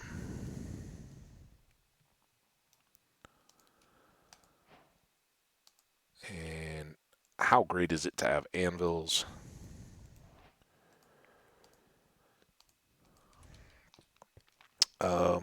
I think I'm going to throw.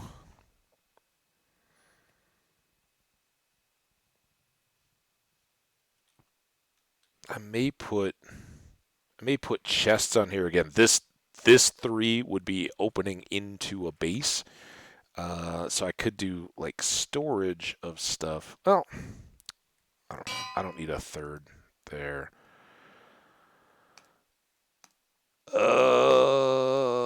2.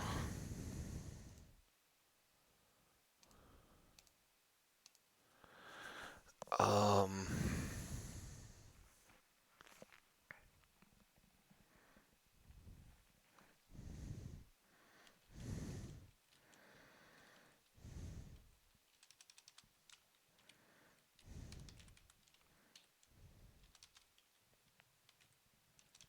I think that.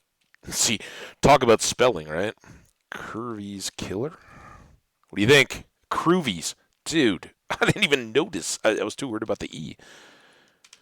Curvy, Curvy's killer. That's for you, Curvy Toaster. You down? Good with that?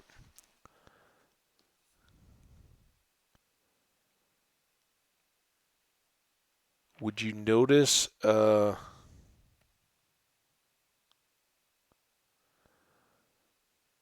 It's probably because of the slabs. You're making it dark, depending if it's a top slab or not.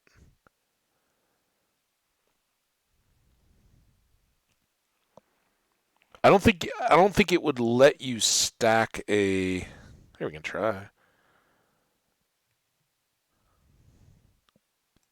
There you go. Curvy's killer. Welcome to the chat, man. For a first-time chatter, it's so awesome you've hung out all this time. So enjoying having you around, dude. Thank you. Um, so yeah, we got that, and here we can. I was just gonna try this. So you're talking about if you did this and this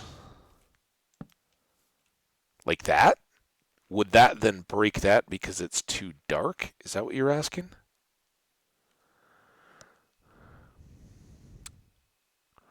Sorry, I gotta wake up the PlayStation. That means we're almost when the PlayStation's about to go to sleep. That means it's we're probably going pretty good on the stream. Um,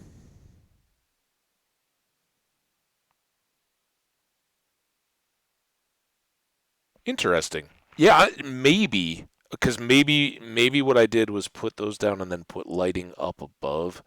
Like I said, I haven't used the lily pads between much anymore. I'd like, especially with the new light levels, I like being able to have the torches and stuff right down at ground level. They spread and cover a little bit better. This is cool. We can team up cats with the more raw fish. Let's close that. That away. These away. I don't think we'll get cats. I don't think time of day, sadly, doesn't do too much. And man, we really need a awning or something to overhang there so nothing spawns up in those trees and drops on my head. Come on, one fish, an evening fish. This should be the best fishy time. Come on, fishies. So that's great. We have a well powered and flame bow right out of the gate. Very nice. All right, that might mark the end of our fishing, but hey, it proved itself. If you're looking for an early game start, and you can get it only takes 2 pieces of string. It's almost worth skipping the bow. Sometimes I want to sit and wait for a third, right? If you haven't found an abandoned mineshaft, string can be tough to come by until you find spiders, and then they aren't guaranteed to drop it. But 2 can actually let you start fishing, and you may get enchanted fishing rods, and you may get enchanted bows or books, all of which can greatly help you out. Magnolia bush goes away. Let's make one more of these so we're ready to go.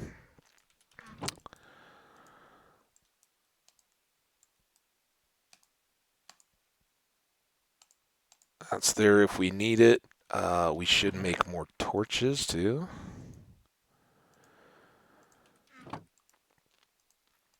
Oh, and I think we can make a bunch more arrows, can't we?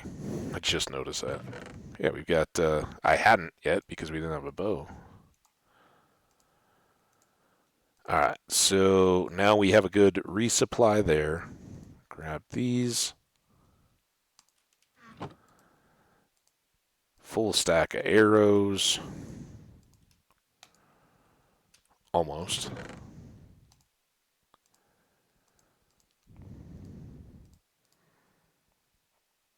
Look at us. Look at us go, my friends.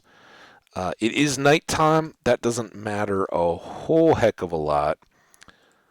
I got 5 more minutes left. I may just go into wrap up mode. So we got close. Level 20, we were up as far as 23, but we did use a few on that bow. That's a very good update. And man, oh man, discovering that we have an abandoned mine shaft right down there in view is absolutely wonderful. We can greatly, this staircase will keep running straight down unless I could maybe turn it at the mine, right? And like have it be a huge split level so we go up, but then we could turn back over towards the farm if we wanted. I don't know. All that will be figured out in the future. For the future, again, remember everybody who has been eagerly anticipating a return to Stardew and more Junimo cart action. It's coming tomorrow. I am committed. We got this fall back. Gonna be extra up early, and so when we get to stream time, it should be ready to go. Shouldn't need caffeine, which will hopefully promote our ability to jump the little Junimos in their carts. Will we have the luck to chase Lewis's record or not? Who knows? But we'll give it a whirl, and then we will start summer and see what Key has for us as a last challenge, or that next week's challenge, as we get all our summer crops in the ground.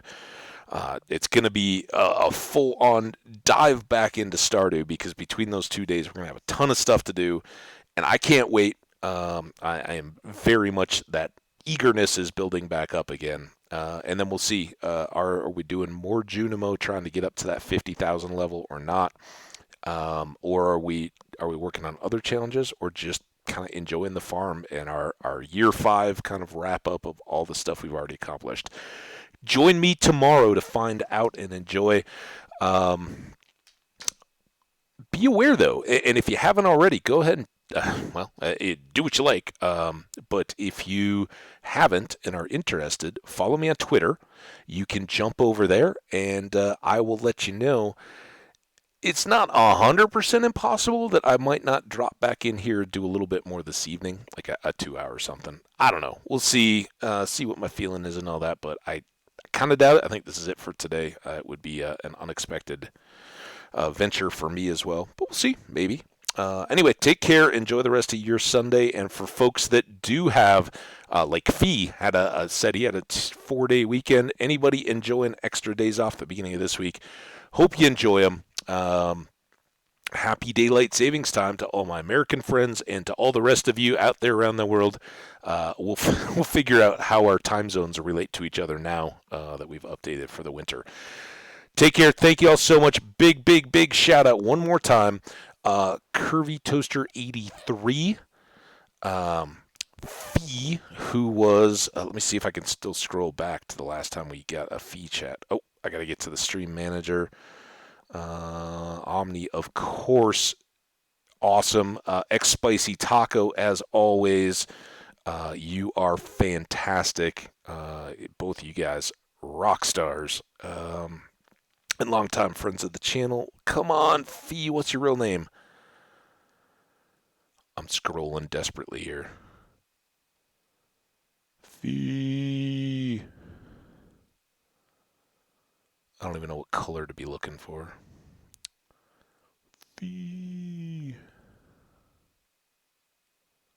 Oh, it should be right here. Fiuk. Look at the like I could look in the activity feed. Fiuk, Fihuuk, followed as well. Dropped into the chat. It was awesome having Fee here at the beginning, right from the start, and then Curvy Toaster dropping in and hanging out for the last few hours, getting to know some of the friends of the channel, and welcoming in. And I would be remiss, I know he wouldn't want me to, but one more chance to give a huge, huge shout out to fact check myself. It's the opposite way around. Top slabs block light while bottom slabs don't. I checked in the bug tracker. Awesome. Hey, thanks for that heads up, Curvy. So cool.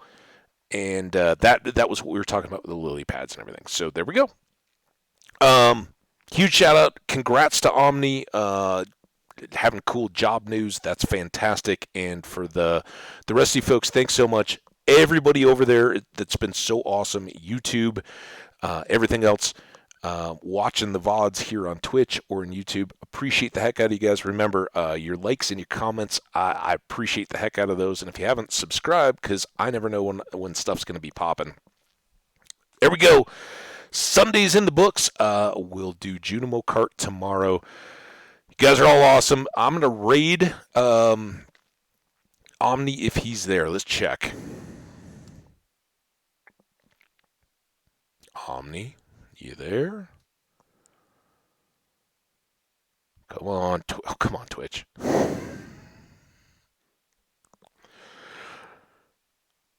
Omni does not appear to be there. So no raid. That's it. You guys are all dismissed. Go find a small channel streamer out there and make their day like people did for me today.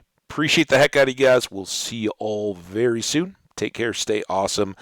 I need to find my OBS window. There it is. All right, we're out. Later, guys.